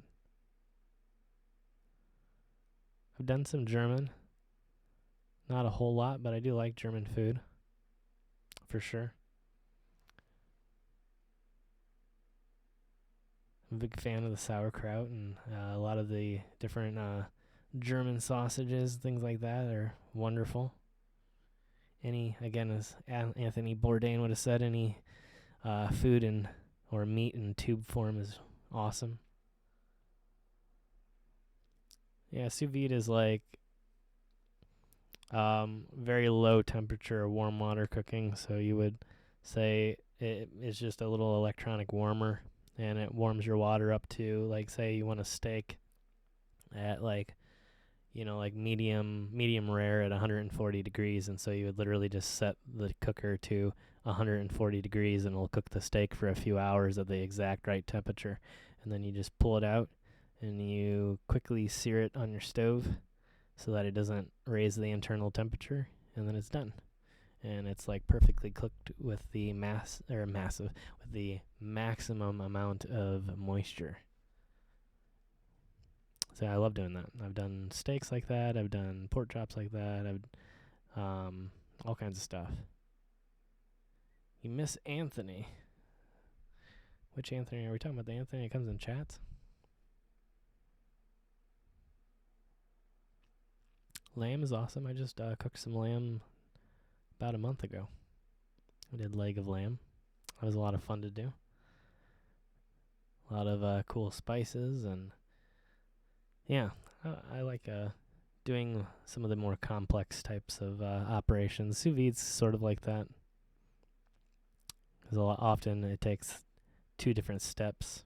You're going to want to heat it initially in your warm water. Well, actually, it's not in warm water. It's in a vacuum sealed bag. So it's not actually in contact with the water. That way it doesn't lose all that flavor. So you're still getting the flavors of all your fats and salts and everything and spices, but you're not losing the moisture because the moisture is sealed in a vacuum bag and then dipped into hot water. So you're getting literally the most moisture you can get. It's like better than a slow cooker. Bourdain. I'm not sure why people are typing. If you don't know who Anthony Bourdain is, he's a famous traveling. Well, he's a sort of a traveling TV host slash chef who sadly passed away not too long ago. Yeah, definitely. Sous vide would be something I would highly recommend. Is a French form of cooking that has taken a lot of popularity here in the U.S. recently. It is spelled not the way you would think. It is spelled S-O-U-S V-I-D-E. So like sous vide, but pronounced sous vide. Pork spare ribs. That sounds pretty good. That would be a good one. Yeah, it's great for steak. Again, like I said, you usually do it probably about... I do it one step down from what you want it to be. Like if you like, say, your steaks at medium, cook it to medium rare on the sous vide, and then pull it out, and then put it in like a pan to sear it, so that you get that reaction and get the complex flavors from searing it. I would never probably just do something straight sous vide. I would definitely do like a 2-step process for it. But if you do either the sear or reverse sear would be sear it in a pan first, put it in your vacuum bag, seal the vacuum bag, put it in your water, let it sit for a couple hours, you're ready to go. But takes a little bit longer, but again, the results are fantastic. A lot of people are afraid of it, but you can get good sous vide warmers on Amazon for about probably around $90. Would probably be somewhere there in the sweet spot of not being too expensive but being a good unit. Like the one I've worked with can do Bluetooth. It has timers on it. It can go at any temperature. It has a digital touchscreen. Yeah. Oh, I keep doing that. I'm so used to my mouse being on my desk that I keep reaching for my desk. Wow. YouTube's being kind of crazy tonight. It's thinking things are inappropriate again that are not inappropriate. We're flagging cooking.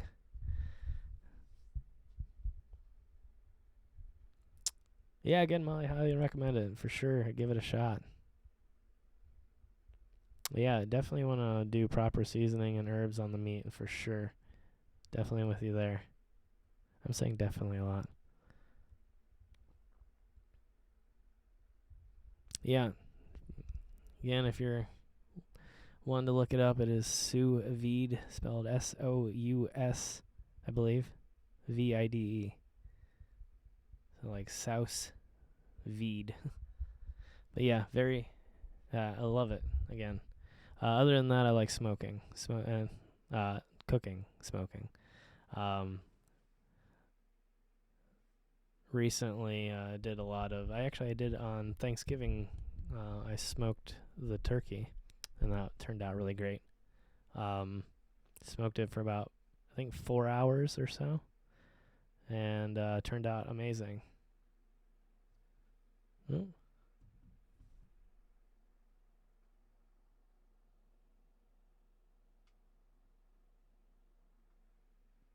Oh, is that a restaurant? What is it? Aldi and... Whoa, where am I? Aldi and Lild? I'll have to check that out.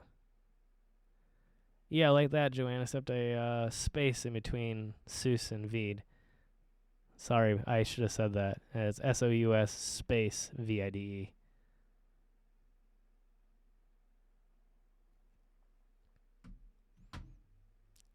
But yeah, they're amazing. And you can do so many different things in it. You can do vegetables, you can do meats, anything. Anything you can imagine, for the most part. Yeah, smokers are great.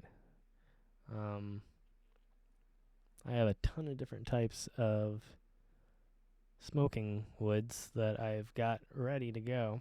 And I'm looking forward to trying a bunch of new ones. I was going to do it this weekend, but it's looking like it's probably going to be too cold. So I was going to actually smoke a big turkey again, but I don't think it's going to work out.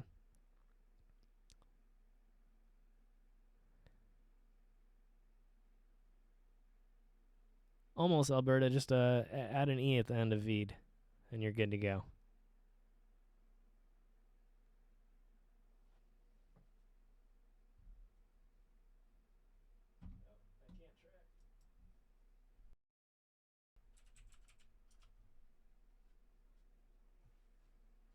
There you go. Good question, Kenneth. Yeah, there should be episodes coming out tomorrow. Save for the slim chances that my entire system crashes and I can't get it done. It's actually in the works right now. So I got an episode coming out tomorrow. I'm going to be doing a makeup episode for the one we missed on Tuesday. That should probably be. What I might do is make up for it this way. I'll probably have an episode tomorrow, and then we'll have a regular episode on Tuesday, and then we'll have an episode on Thursday, and then we'll go to the regular uploads again, starting the next Saturday. So we'll have that catch-up episode, and then we'll be right back on track. So, yeah. So new episodes starting tomorrow. Yeah, don't say that. Yeah, I probably shouldn't. I've been noticing some weird stuff happening lately. Actually, I tried to export one of my videos. The reason I'm saying that specifically is because I tried to export one of my episodes recently, and I went over and started doing other things because it was just a sit and wait moment where, I'm just waiting on the computer to compile everything properly, and the next thing I know, I look over to check, and the whole computer was in the process of restarting because it had crashed for some reason, and so it kind of made me scared. But the computer's probably due to be upgraded, so probably here in the next few months, especially if I'm not going to be out on the road traveling, I might throw some more money into upgrading the computer and just being done with it, because there's no reason to not invest in something if I'm just going to continue doing this for years to come anyway. So yeah, as it continues to grow, it makes more and more sense to try and invest more into it. So I think we're at that point where I might as well just upgrade to something a little bit better.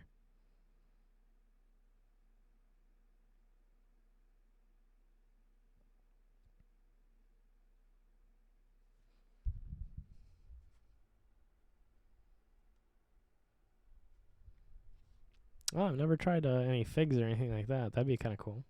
I'll have to give that a shot sometime. That does sound pretty good. But yeah, I'd like to try a lot more things. I haven't done very much with it, but the little I've done so far has been crazy amazing, and it really does add that flavor. I mean, after 4 hours of smoking, you could really taste it.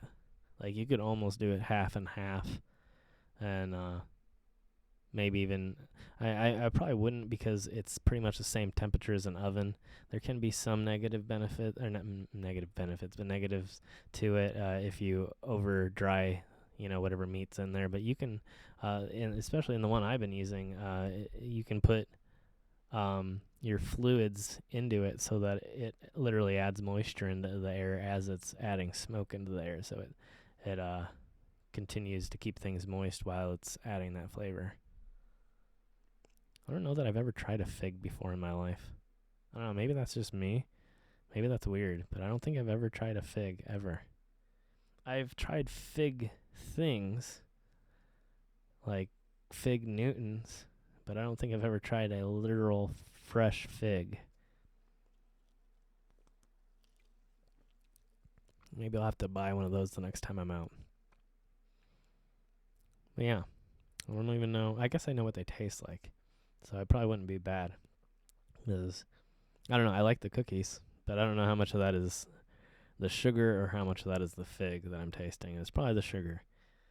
I'm probably just a typical American when it comes to that, unfortunately. Yes, that is correct, Kenneth. A new video this weekend, for sure. Like I said, assuming everything goes to plan here, like it's pretty much in the middle. Everything is done. I have basically a few voiceovers and a few musical type things to do, and then it'll be completely done. But I've got most of the order figured out. It's actually probably going to be a multi-part series. I realized just how many different places, looking back earlier today, I spent hours and hours just going over old footage, and I realized how many places that I've really filmed. And so at like minute 30 of editing, I realized that not even being halfway through and having cut a lot of it down into clips already, I realized I was going to have to make it a multi-part series for a lot of these because I was just going to have too many things to go through. And this is still picking and choosing which are the best.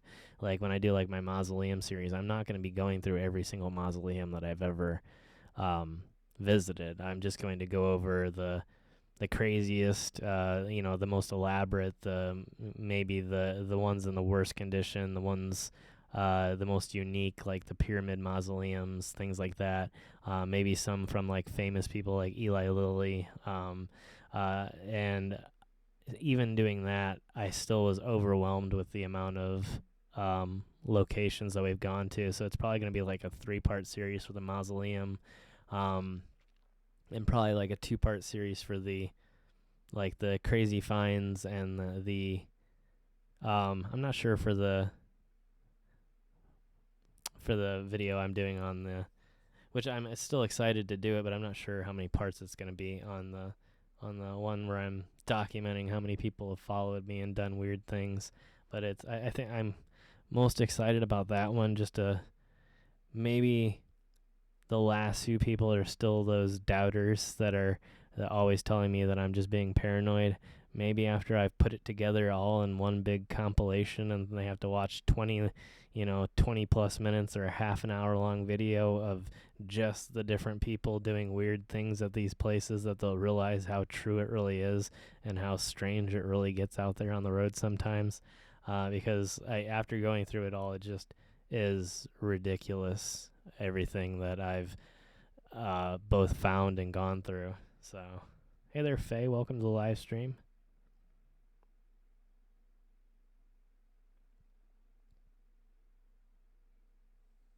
I don't remember what sous vide means.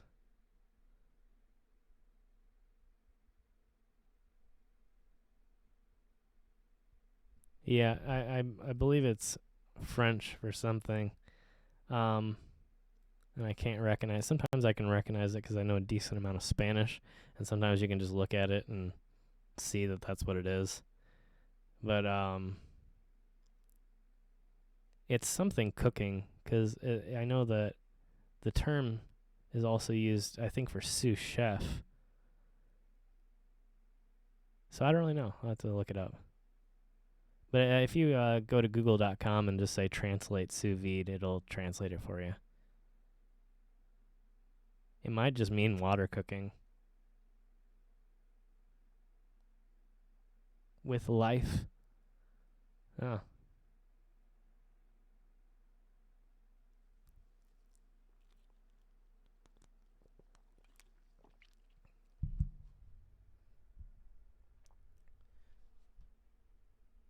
Under vacuum. Well, that would make sense because it's done in vacuum sealed.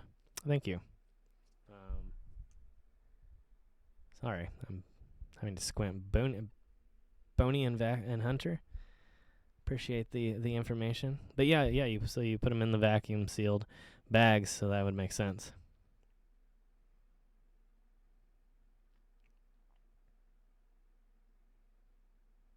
Yeah, that's a good idea, Patricia. I actually the last time put apple cider vinegar, or not vinegar, apple cider, uh, in there, and that turned out pretty good.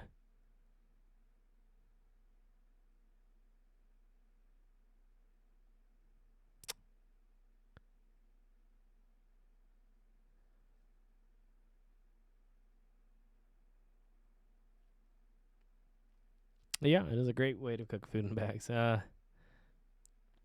it depends on what kind of food you're cooking. Obviously, it's not great for every single recipe, but like anything that you're sort of worried about maybe it drying out a little bit too much or your thicker foods, it really is great for, especially just your meats, like your steaks, stuff like that. So if you have like a nice 2-3 inch cut steak, sous vide would work real well for it. And then once you're at the perfect temperature, you just again sear it, and you don't have to worry about having that dry, overcooked texture on the inside. Especially if you're a person that likes the steaks that are a little bit more on the well done side. Sous vide is great for that. It's really good for anything, but especially that, just because, as you know, from if you eat steak that's close to well done, you know that it can tend to be a lot of times drier. And so when you put it on the sous vide and you cook it to the exact right temperature instead of allowing it to go above, you ensure that you have the maximum amount of moisture possible. So you're getting a good product despite maybe the fact that you don't like it medium rare. Because medium rare is where it's going to be the most moist. And so if you're not comfortable with that, then it's like in the past you've always had to eat drier pieces of meat. And so if you're one of those people, that's definitely a great way to do it, because then you don't have to make that choice. You can just say, well, I just like to eat it a little bit more well done, but I can still have the moisture there. So that's really that's one of the great places or great ways to use it. But the other way or other reason too, again, is like I said, the thicker stuff. The stuff that's a little bit trickier. The stuff that the average person probably isn't gonna throw a 3-4 inch steak on the grill and do it right. They're probably gonna either burn it or it's gonna be completely bloody on the inside. And so it can help you out in situations like that where you're not maybe the most comfortable with that, but you want to do it in a way where it's not going to destroy it. Yeah, I'm with you, Faye. I over the years have grown to like the more rare side of things. I like medium rare now. That's pretty much all I ever order. I don't do rare, but I do medium rare on a consistent basis.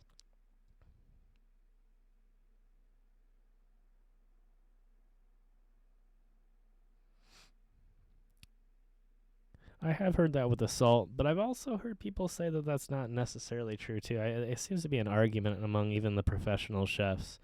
I've seen some people say never salt before, but then I always do. On certain things, I even like on pork specifically. It actually can make it more tender if you do a salt bath overnight. But yeah, on some stuff, I would assume that's probably something you want to avoid until the end. I think a lot of fish I always avoid salt until the end. But yeah, pork I will soak. Pork you want to almost do like a pickle. Put it in a brine and set it overnight. Yeah, definitely get you one of those sous vides. Hey there, Mike. Welcome from Alabama. Good to have you. Was in Alabama not too long ago. Actually, just about a year ago now. Had a lot of fun down there, filming with the guys from Urban Ghost, Urban Exploration. I almost literally said my own channel name. I almost said filming with 539 Productions. But also filmed with Todd from the Holy Walkers. Really great guys. Had a lot of fun with them.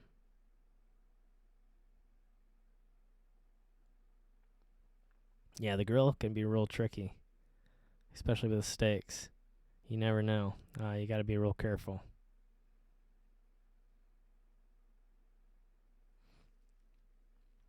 But yeah, I think if you can do it like that, the thicker steaks are the way to go too, because you really get that barrier where you can have the moisture level pretty high. But again, I would encourage everybody, if you are into meat, if you're not a vegetarian or a vegan or whatever it may be, or a pescatarian, and only eat fish or whatever your certain choices may be. If you are into the meat, I definitely would try the thicker cuts. That's the way to go, and medium rare. If you're already eating meat, you're already there, and it's just a little bit further, and it's a lot more flavor. I mean, a lot more flavor. You're really losing a lot when you're getting to that. If you're getting to well done, you're losing a lot of flavor. You're not really getting the taste of the beef. I think that's where a lot of people use steak sauce. I've cooked certain steaks that don't need steak sauce because it's just if you cook it the right exact way with the right amount of seasoning at the right temperature, then a lot of times you won't even need it. You can add it and it'll still taste really good to do it, but you can get away with cooking steaks and not even need it. So if you're already in that habit of eating the meat and it's not something that it bothers you, take it just a step further and do the medium rare on a lot of things. And then people a lot of times are worried about the safety. It's a lot different now. There's a lot less risk these days. Even pork, you don't need to cook pork well done anymore. Pork is fine medium rare. It is perfectly safe. There haven't been any cases of I forget what the disease is, but there hasn't been any cases in a long time, and it's really rare and it's really safe. And so, you want to cook your pork. I think it's about 145 usually, something like that. A lot of people cook their pork all the way up to 160 degrees, and they have this really dry, grainy meat that is just not very appealing. Molly is from Illinois. Awesome. I don't do enough filming in Illinois despite it not being that far away. And the last time I was in Illinois was meeting up with the guys again from Urban Ghost Urban Exploration not too long ago. Last year, unfortunately, we didn't get anything done, but we met up over in the Chicago area. Sweet Home, Alabama. Yeah, we had some great food while we were there. And a lot of fun. A lot of interesting places, too, that we visited. And we had a really great meet and greet. That was a lot of fun. I'd like to make it back to Alabama pretty soon. I want to get back to that area in general. I want to get down to Alabama again. I want to make it to Louisiana. Definitely do some filming and exploring there. I think that'll be a lot of fun. Trichinosis, yeah, that's the one. I love barbecue. That's another one that's a big argument in this country specifically. People are really hardcore about their local barbecues. I can't remember I think there's one area that is specifically no sauce. It's only spice. You're not allowed to have barbecue sauce because there's no such thing to them, which technically is accurate because barbecue, the actual term barbecue is only referring to the cooking of the meat. I think it's just basically cooking meat on wood flame, I think, is pretty much the obviously you can smoke it too, but yeah, it's just the cooking. It's not, you can do barbecue without sauce no matter what technically, but some people are big on the sauce and some people aren't.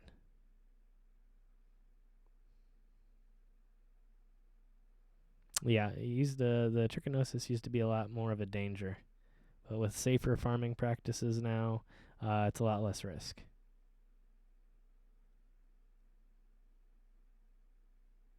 No good barbecue in Oregon. I don't know. I've never been to Oregon. I would love to go there sometime, but yeah, definitely doesn't sound like a spot that's the center of the barbecue world for sure. I've never heard anything about barbecue coming out of Oregon, so yeah, I don't know.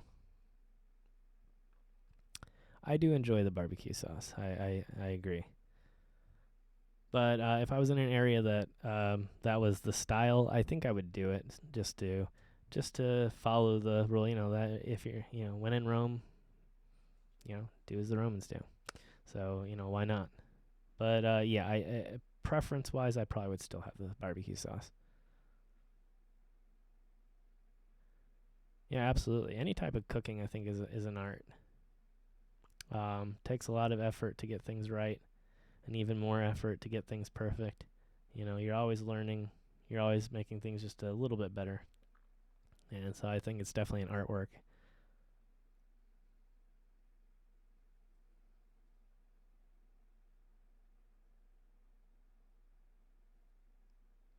Wisconsin, Illinois is Cali, and Alabama. Heck yeah. Well, I'm happy to have everybody here. Thank you guys for joining me. Again, if you're just joining for the first time and you're enjoying the streams, make sure you give it a thumbs up. If you never subscribed before, make sure you hit that subscribe button. We do streams on here. We've been doing a lot more recently, every few days or so. And again, if you never heard of me before and you're not familiar with the 539 channel, make sure you check out my main channel. This is actually the second channel. Check out 539 Productions for some really cool travel content from around the United States. We usually have a few overseas people. Usually we've got a few UK people, a few Australians here. Occasionally from other areas, depending on the night. I've had some German audience members. Some all kinds. We get a lot of people from around the world, really. It's quite a diverse audience. Hey there, Matthew. Welcome to the live stream. Good to have you. Hope you're having a good night tonight.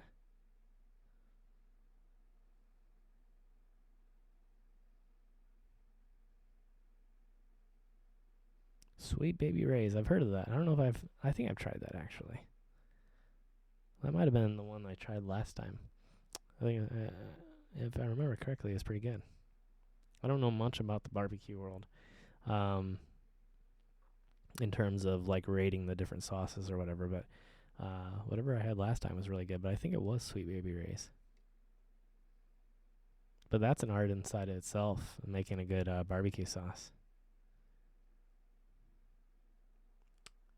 Yeah, sometimes we have Kool-Aid from Hawaii. For sure. Alberta, that's kind of interesting. Alberta is from Ontario. That has to, I'm sure you've probably heard that before. I apologize. But yeah, I love Ontario. I've been to Ontario. Spent some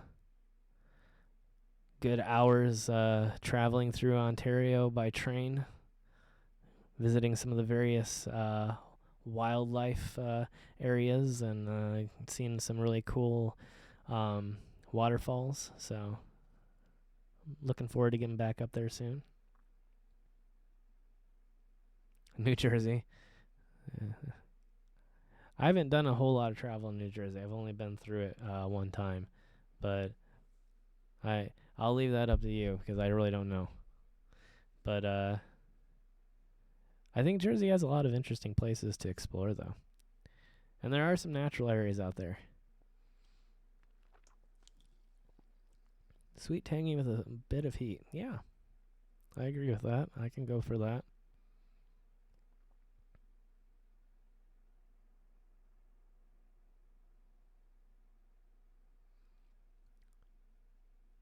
Yeah, we're getting a good mix of people tonight. It's probably still kind of, I don't know what time is down in Australia. Probably tomorrow sometime. It's probably still morning, though. Probably early afternoon, maybe. I should get some of the clocks on the walls like the old newsrooms have, like the different time zones. That way we can just look behind it. I don't know. That sounds maybe that's kind of cliche.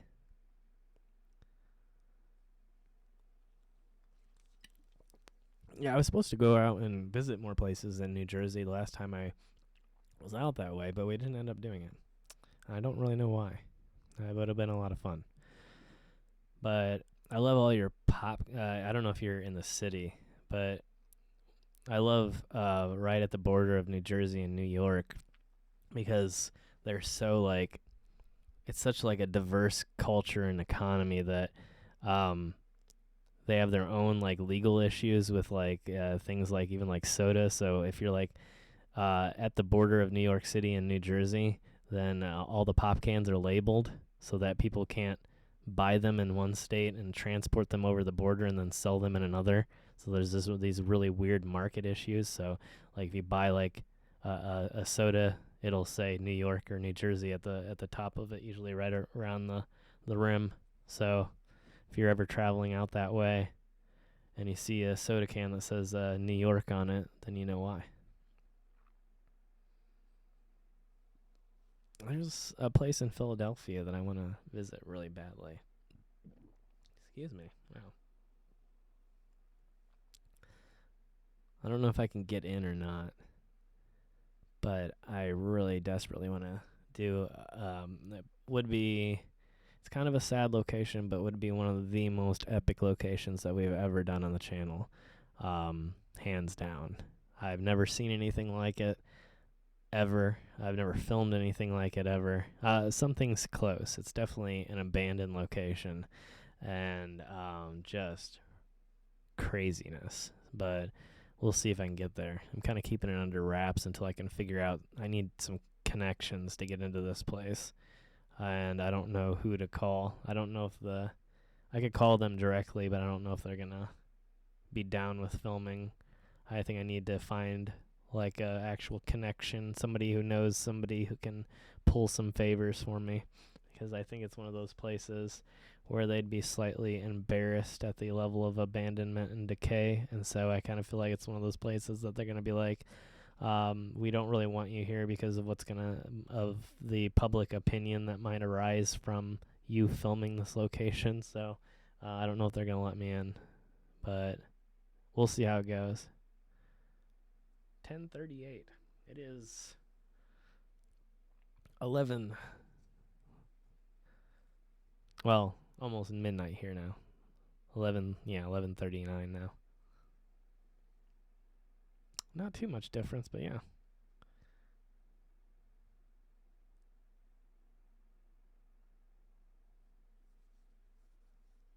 I appreciate that, Matt. Yeah. We'll have to see. Maybe I can. Maybe you can figure something out. The runestone monuments? Are we talking about the ones in Georgia? Or something that I've filmed on the channel before?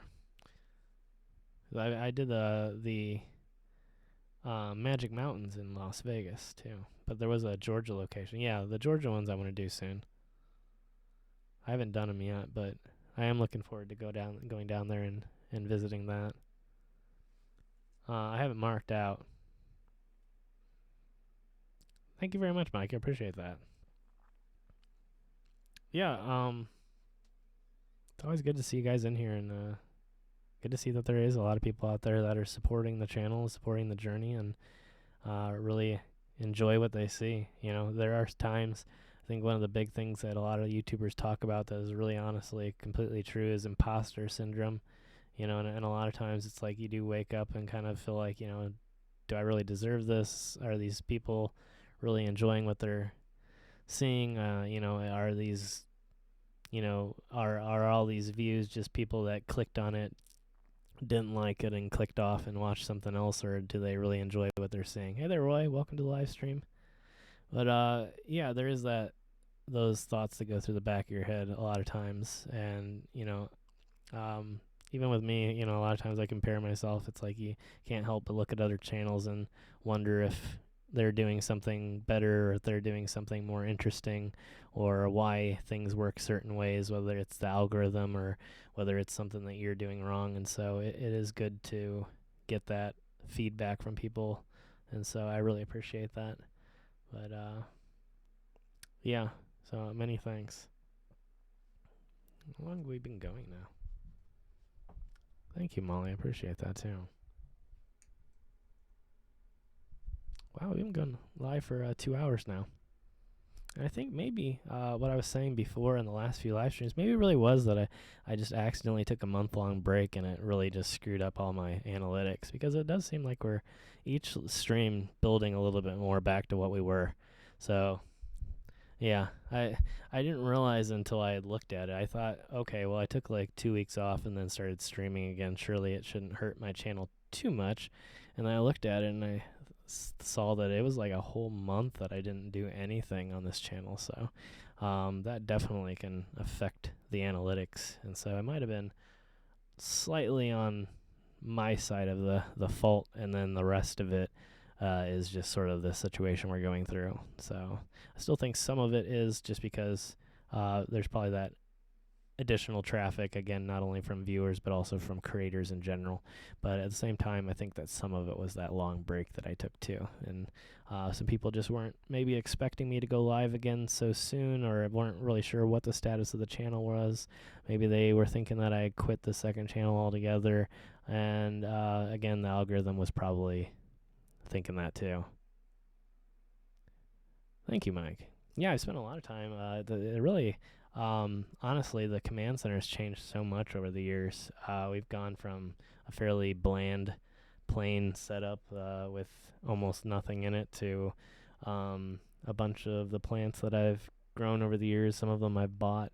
Some of them are just propagations of other plants. Most of the philodendrons are stuff that I've grown over the years. Some of them are I bought. And then I'm just propagating new little pieces of them. But yeah, kind of growing a little jungle here. I thought it looked cool. I think plants make a great decoration, and I felt like it was a piece of my personality that I wanted to bring into the live streams. They're buffering again.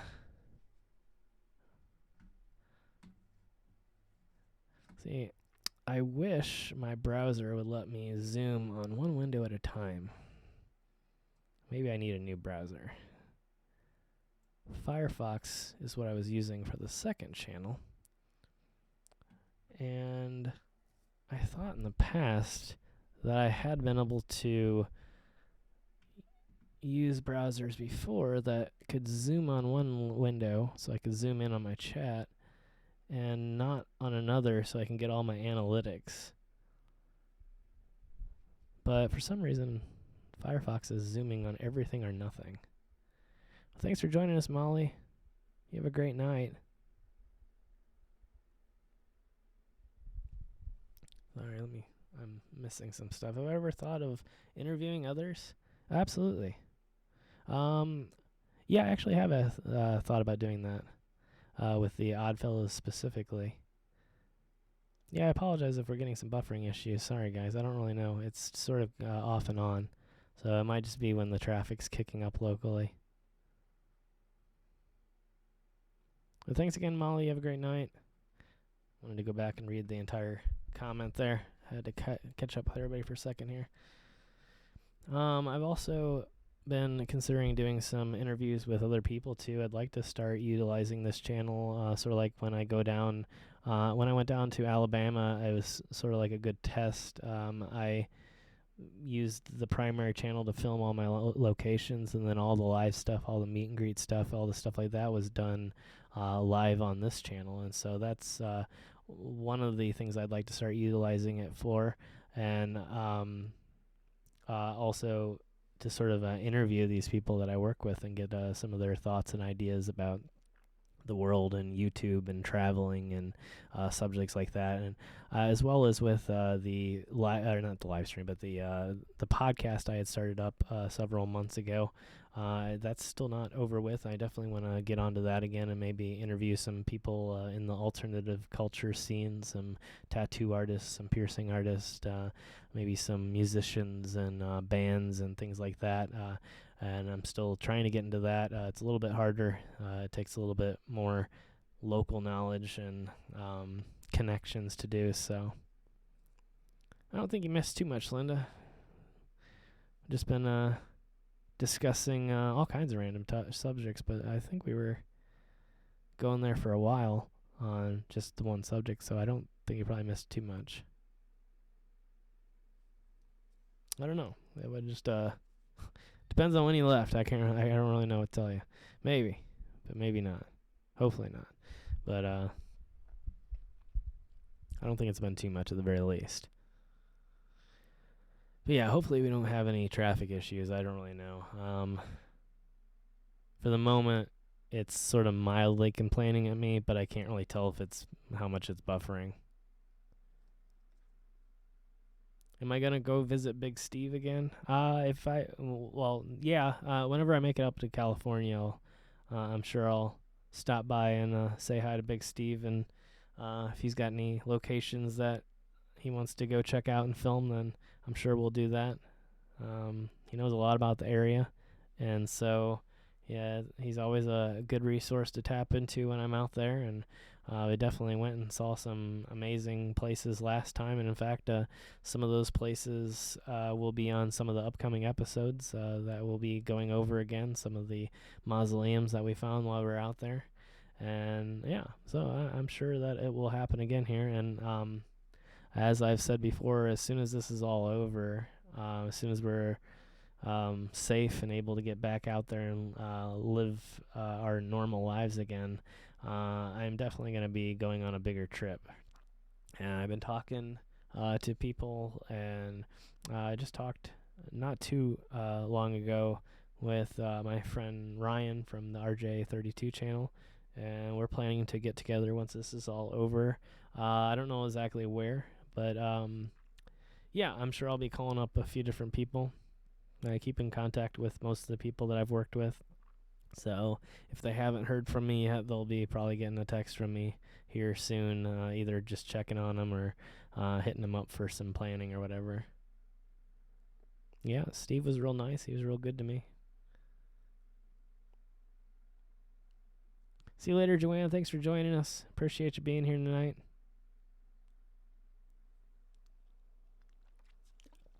Yeah, definitely a lot of plans to make it back out to California. Originally, I was planning to make it back out to California and do some stuff there with Xavier from the Cryptid Hunter channel, who lives over in Nevada, and that got put on hold. So we'll probably do that after all this is over too. I'd like to do a few things where I can get a few different people together, a few different channels or whatever. So we'll have to see what we can plan out here. But like I said, right now I'm just kind of flying with the wind, just seeing where the breeze takes us, because you can't really plan more than a few days ahead of time at the most right now. So, I mean, there's not much I can do, but be assured that I will be getting out on the road a lot once this is over, and we'll be getting a lot of these locations that I've been planning on getting. There's probably going to be an overabundance of travel. I've got so many places planned out that were supposed to happen really starting right around now. All the little island adventures, heading back out west, all kinds of stuff, and it's just been put on hold. So we're going to have a lot of stuff waiting. Thank you, Mike. Yeah, great area, too. Big fan of the Bay Area. A lot to see there. Did a lot of exploring there. Some of it was off film. I stayed with a friend while I was there. He wasn't really a big fan of being on film, and since it was my first time out in California myself, I did take a little bit of time on the back end to just enjoy myself and enjoy the experience. And so the next time I'm going to be going out there, I might have a little bit of that too, but I'm going to be definitely down to business on a lot more of my time at least, and getting a lot more done, a lot more locations done. So looking forward to the second trip out there, because there's just so much there to film and so much to see that some of it I kind of missed out on last time. So, have I ever heard of East Tennessee Explorer? Yeah, I believe I've talked with him a few times. It's been a long time since I've heard from him, but I do remember hearing from him in one fashion or another. I think they actually, if I remember correctly, I think they hopped on a stream at one point. It's been a while, but I think I remember seeing that name on stream. Maybe not, I don't know. But I know of them. But I mean, there's a lot of channels out there, and you never know. Sometimes I don't catch every comment. Sometimes people comment on the channel, and then I don't see it until later. Sometimes, it's people are far away, or it's not the right circumstance or whatever. But with them, yeah, I don't really know. But yeah, there's a lot of great channels out there that I would love to work with. But people are oftentimes, you come on YouTube and you think to yourself, because of some of the bigger channels, that people are just very outgoing and very willing to work with everybody and wanting to do these collaborations. And the more you do YouTube, the more you realize that it really can be isolating in some senses. I've worked with a lot of great people while I've been on YouTube and had a lot of fun doing it. But other than those people, not a lot of people have contacted me. And that's the feeling that I get from a lot of other YouTubers too, that you sort of end up developing this very tight-knit little clique of your own friends on YouTube, and that's sort of just who you grow up with, and then no one else generally contacts you. You may, over the years, have a small trickle of new creators come into your mix of friends and your circle or whatever, but not a lot of people are willing to reach out. A lot of people are kind of just like me type of channels, and so it can be hard. Thank you so much. I appreciate that. I try to be one of the best. I don't want to put it in my head and go out there and brag about it, but I try. And coming from a photography background, it's one of those things where I do put a lot of emphasis on doing things the right way and doing things in a way that looks really good. And that's one of the areas I try to improve the most is making content that sounds and looks good, and maybe even almost to my own detriment, because sometimes I'm worried more about how I film instead of, is it the most interesting location? So that's been something I've had to sort of learn recently, is to put a lot more emphasis on, just get stuff that's really interesting, and don't necessarily just think that filming something in an amazing way is going to turn a location into something interesting. And so that's something that I definitely had to learn. But at the same time, I like that I come from that, where I'm interested in the quality of my content, both to the best color, the best sound, the best resolution, the best camera. I want to be that person though. Hey there, girl in the curl. Welcome to the live stream. Good to have you. Hope you are doing well also.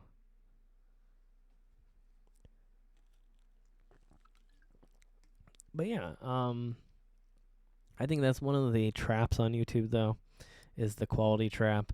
Although it's really great to be good at what you do and be a good camera person and be a good editor and be good at effects or whatever it may be, at the end of the day, YouTube is not about that. It really is about community. It's about quality in a sense, quality of content. It's about subject matter, how interesting is it, and on the very bottom end of that scale is probably quality. And so it's why you see a lot of these people who make these amazing cinematic videos, and oftentimes they still won't get an incredible amount of hits, and somebody that's out there maybe building a box fort or something, or doing maybe a more simple challenge video might end up getting more hits and get on the trending page a little bit quicker. But I think it's a good lesson to learn too, that you can't just put all your, as the saying would go, put all your eggs in one basket. You've got to sort of get this balance between how interesting your content is and the level of quality your content is, and you can't make one cause the other to suffer. Thank you very much, Mike. I appreciate that. I sure will try.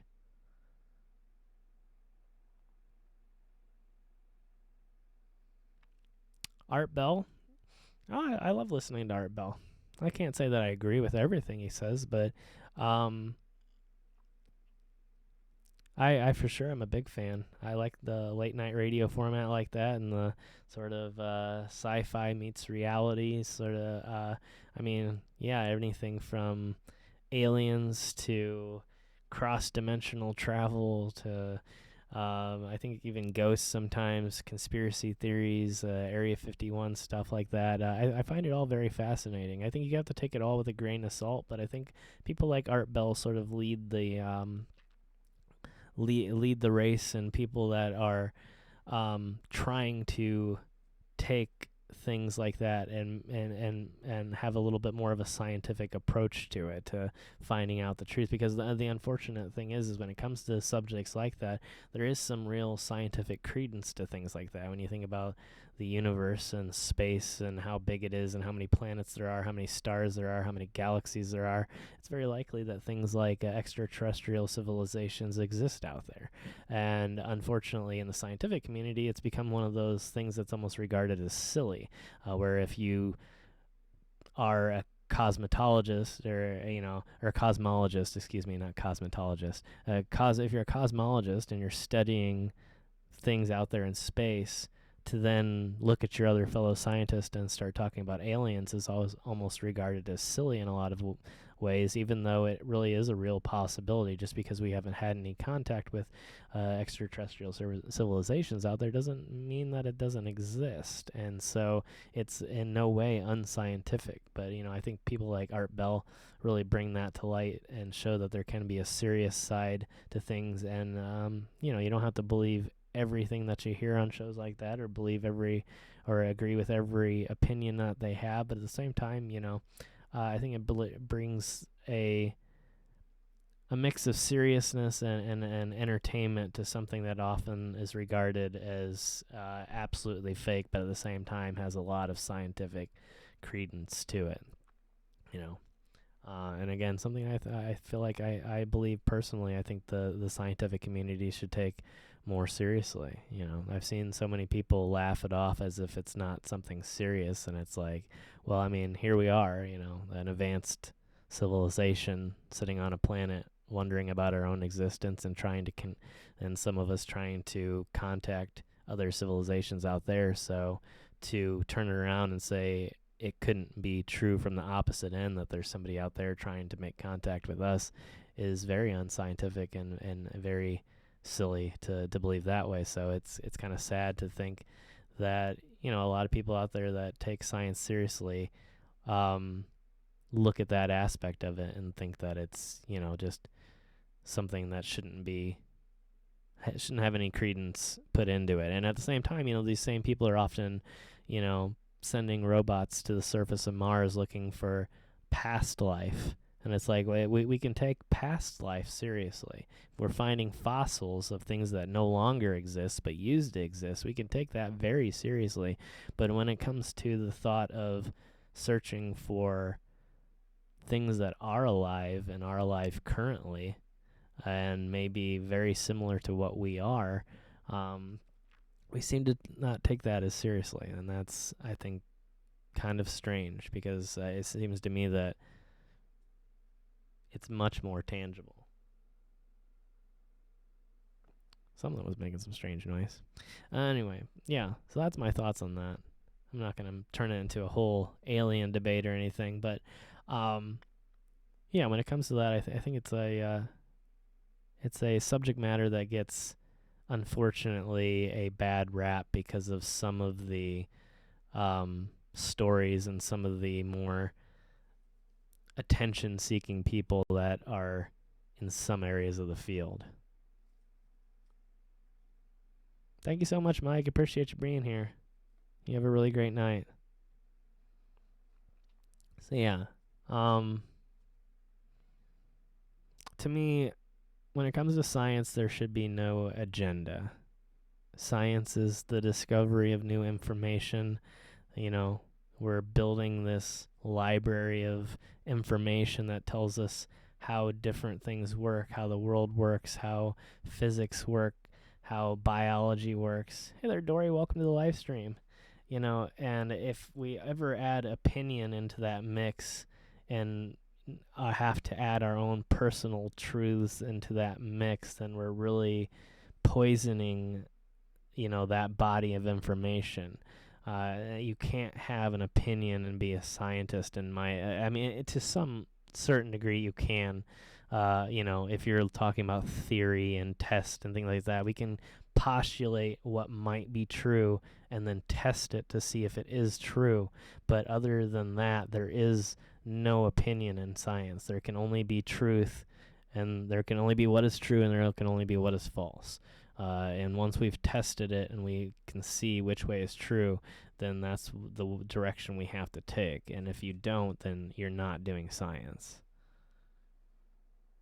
Thank you, Dory. I appreciate that. Yeah, they've been doing really well. The money trees have about doubled in size now, both in height and the amount of leaves on them. And a lot of the philodendrons are doing really well.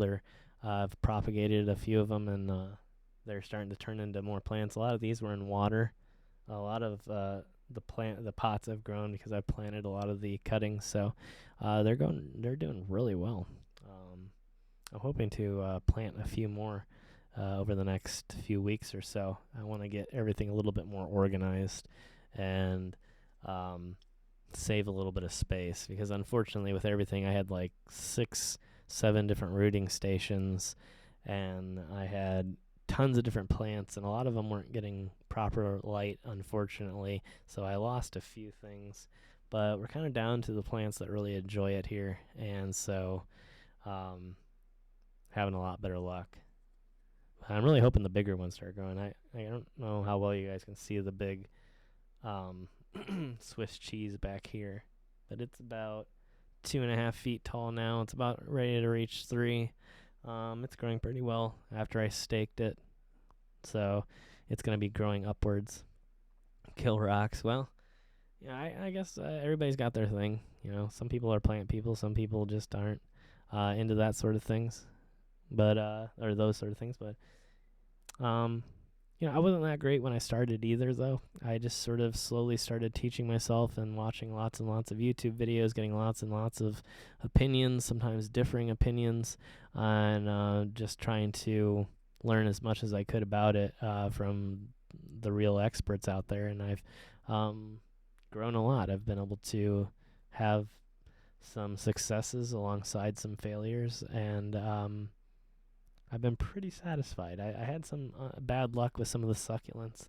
I do have a few different. I have 3 cactuses over here. I have a succulent, which I'm not sure what variety it is, and then I have 2 aloe vera plants, and those ones are doing really well. The other succulents absolutely hated it in here for whatever reason. I should have moved them, but unfortunately I didn't in time, and I lost a few of them. But the philodendrons love it. The pothos love it. The silver pothos seems to be doing okay in the back here.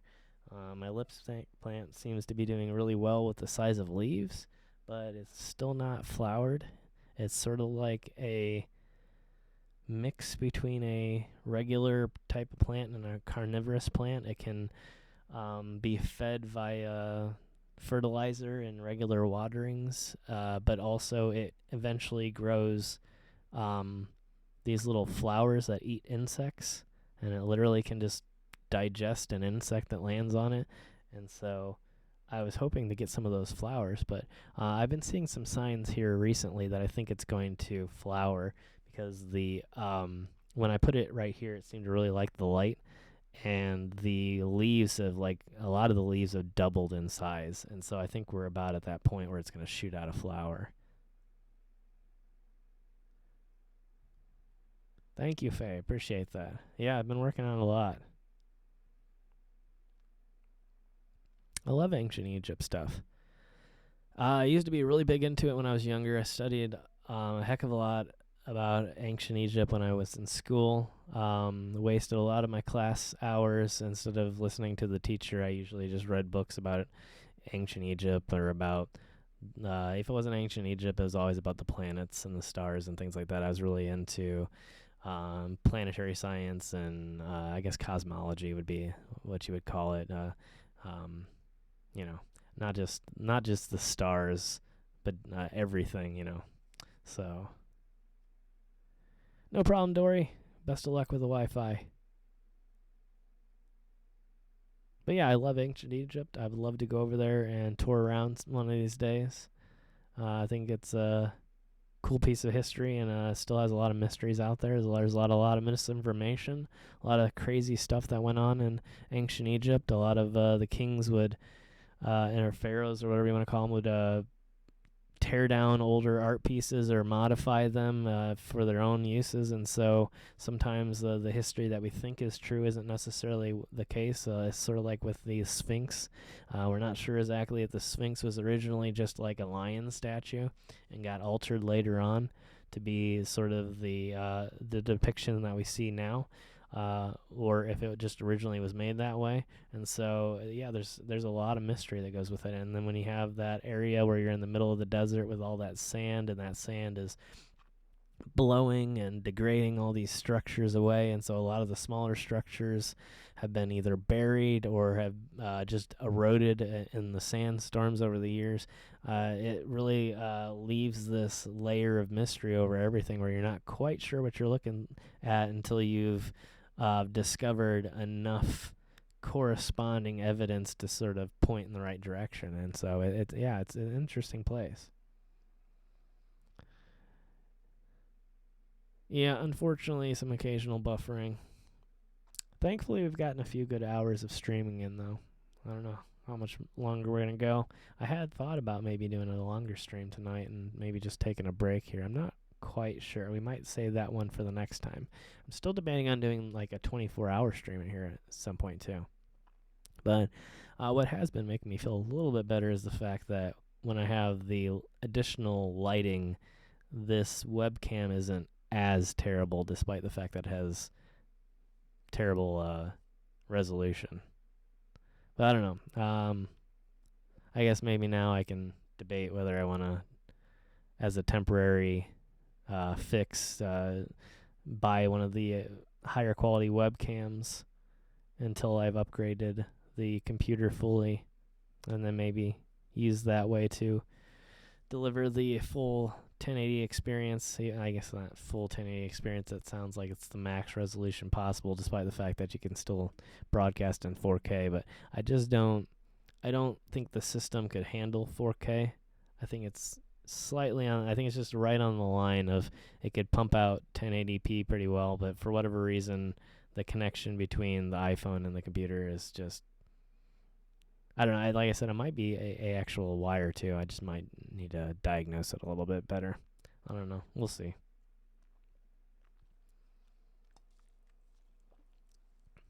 But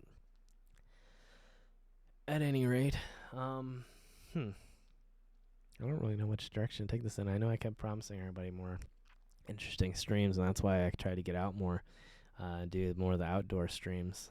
That's why we did that last time. I wanted to take a chance to break things up a little bit instead of always doing streams here in the command center. But I'm kind of worried again, as I had hinted with before, that since we're at that line of what my computer can handle with the streaming, I may not be able to add in also bringing other people into the streams via Skype or Zoom or whatever it may be. Hey there, Jonathan. Welcome to the live stream. So, yeah, we may need to slightly alter the plan here coming up. And again, move forward that whole plan to upgrade the technology here sooner. I've been upgrading everything around it. We have a brand new Stream Deck to control the streams. I have an amazing audio board by M Audio that handles the microphone wonderfully, and eventually will handle some musical instruments very wonderfully, or a second person, stuff like that. So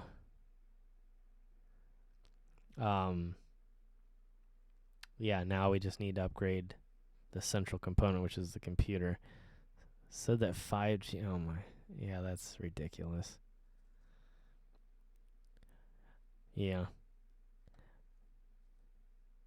I think the unfortunate part is that some people are just, you know, I think some people, they get good at one thing in their life and are really good at that, like, you know, whatever it may be, whether it's acting or business or whatever, and then they think they're experts at absolutely everything. But I don't know much about him in general, so who knows? But yeah, that seems pretty silly. Yeah, we're experiencing a lot of local traffic, I believe. I've been having some buffering issues here. We've been having some long periods where it seems to be going decent, and then for some reason it just crashes. But nothing on my end, unfortunately. I wish I could fix it. Good night, Faye. Thanks for joining us. You have a great night.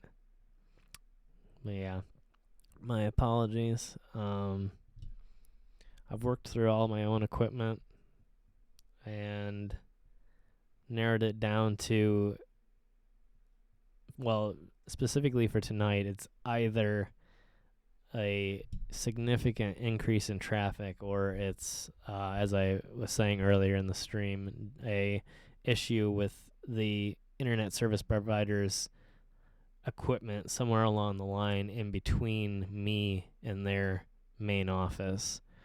Because while if I test it out on a speed tester, I get full speed internet access. My, whatever I'm paying for, that's what I get when I measure it. But oftentimes to get started, it will take a significant amount of time. Like, imagine if you typed in your website and hit enter, it usually loads that website immediately. And then depending on the rate of your internet speed, it will load slightly quicker, or slightly slower. Well, mine often will sit there for like, you hit enter and it'll sit there for like 5 seconds just thinking, and then all of a sudden it'll load immediately. And it's not just my computer, it'll happen on my cell phone, on my television, everything that's here in the command center will suffer from that same specific issue. So, and since I've reset my router, I've tested all the connections, I've adjusted the wireless network in the area, and everything. I've narrowed it down to there's something wrong on the outside. So, yeah, that's where we're at right now with it. So, my apologies. I'm doing the best I can at this point. Things will probably get significantly better here soon, especially when things get more back to normal and we have normal traffic and normal network usage. Should help it out a lot. Excuse me. Sorry. Tried to clear my throat there, and then I ended up about swallowing the pop down my lungs. So yeah, it'll be better here soon. Just working, doing the best I can for tonight. Thought I had things back up and running again fairly smoothly, but again, it just kind of turned out bad. And the quality that the phone was working at for the streams wasn't as good as what I wanted it. When I set the quality settings a little bit down so it wouldn't take up as much system resources, I didn't think it looked quite as bad as what it ended up looking. So I don't really understand if it might be specific to that app that I'm using, because the bit rate that I put on it shouldn't have been as bad as what it was looking. It was looking pretty horrible, like old 10-year-old cell phone video footage, and it was still way above what I was even broadcasting at. And only when I doubled my bit rate, which was about, I think by the time I got it to where it worked, I had tripled the bit rate that I'm actually sending to YouTube. So my phone's sending like 15,000 a second bit rate to my computer, and it's sending 5 to YouTube. But if I send 8 to the computer and 5 to YouTube, it all of a sudden looks terrible. So it might be something with the app, but I don't know. Who knows? But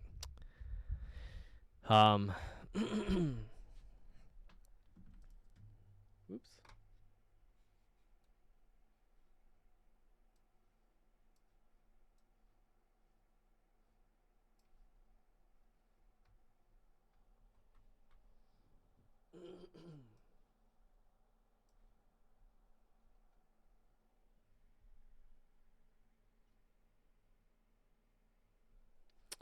Okay, so here's what I'm kind of thinking. As things seem to be winding down a little bit here tonight, and we've had a few issues on the tech side of things that I need to work with here maybe over the next day and get a little bit more functionality out of it.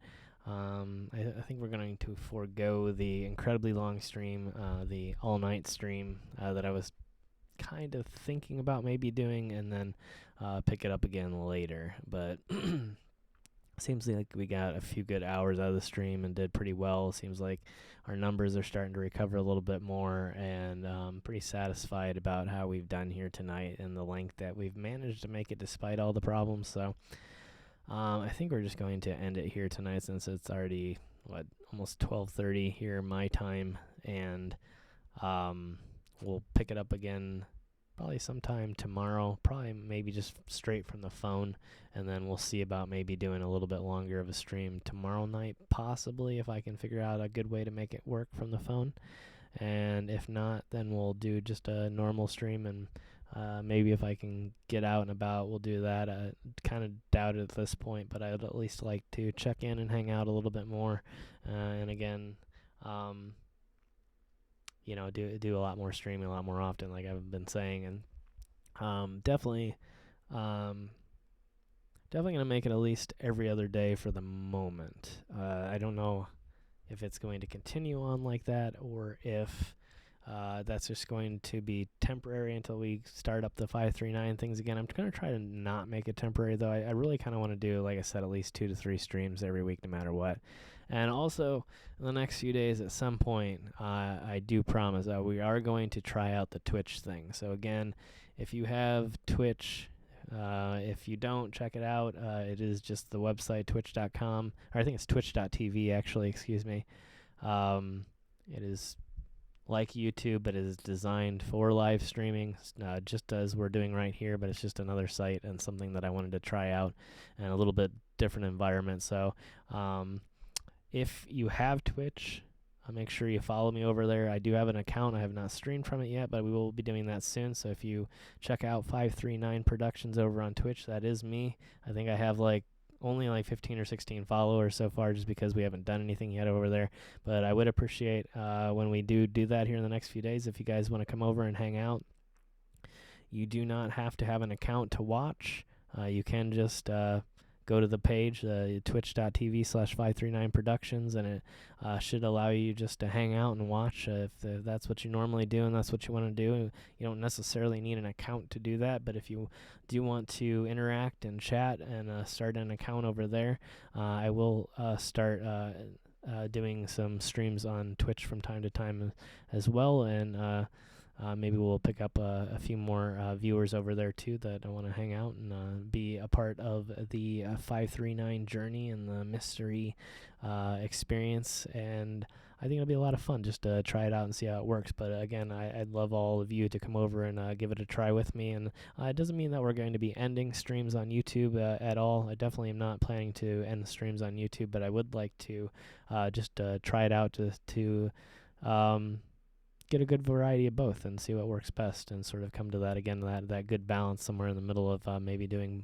both. And but again, I'd love to have at least some of you come over and do both with us, so if that's something that you're interested in, make sure to check that out. Again, it is just under 539 Productions, or again, like I said, the full link, just twitch.tv/539productions. And maybe we'll see how that works. Maybe it works out a little bit better. Maybe we get a little bit better connection. I don't really know. We'll just have to try it. And then, like I said, we'll just sort of divide our time amongst both on the streams, and maybe do 2 streams a piece during the week. So I think that'd be kind of interesting, because we'd have 4 full streams a week, that anybody be able to come out and hang out wherever you really want to, or both if you really wanted to, and make a great diversity on the streaming side of things too. So that's the plan. So if you haven't done that yet, make sure you check that out. If you haven't checked out my other social media, make sure you check out the Instagram. I've really been working on that a lot recently. I put in a lot more photos up there, trying to build that. So if you've never followed me over on Instagram, please take some time to check out the Instagram. It is also at 539 Productions, or Instagram.com/539 Productions. Although the best way to view it is through a device such as a phone or tablet.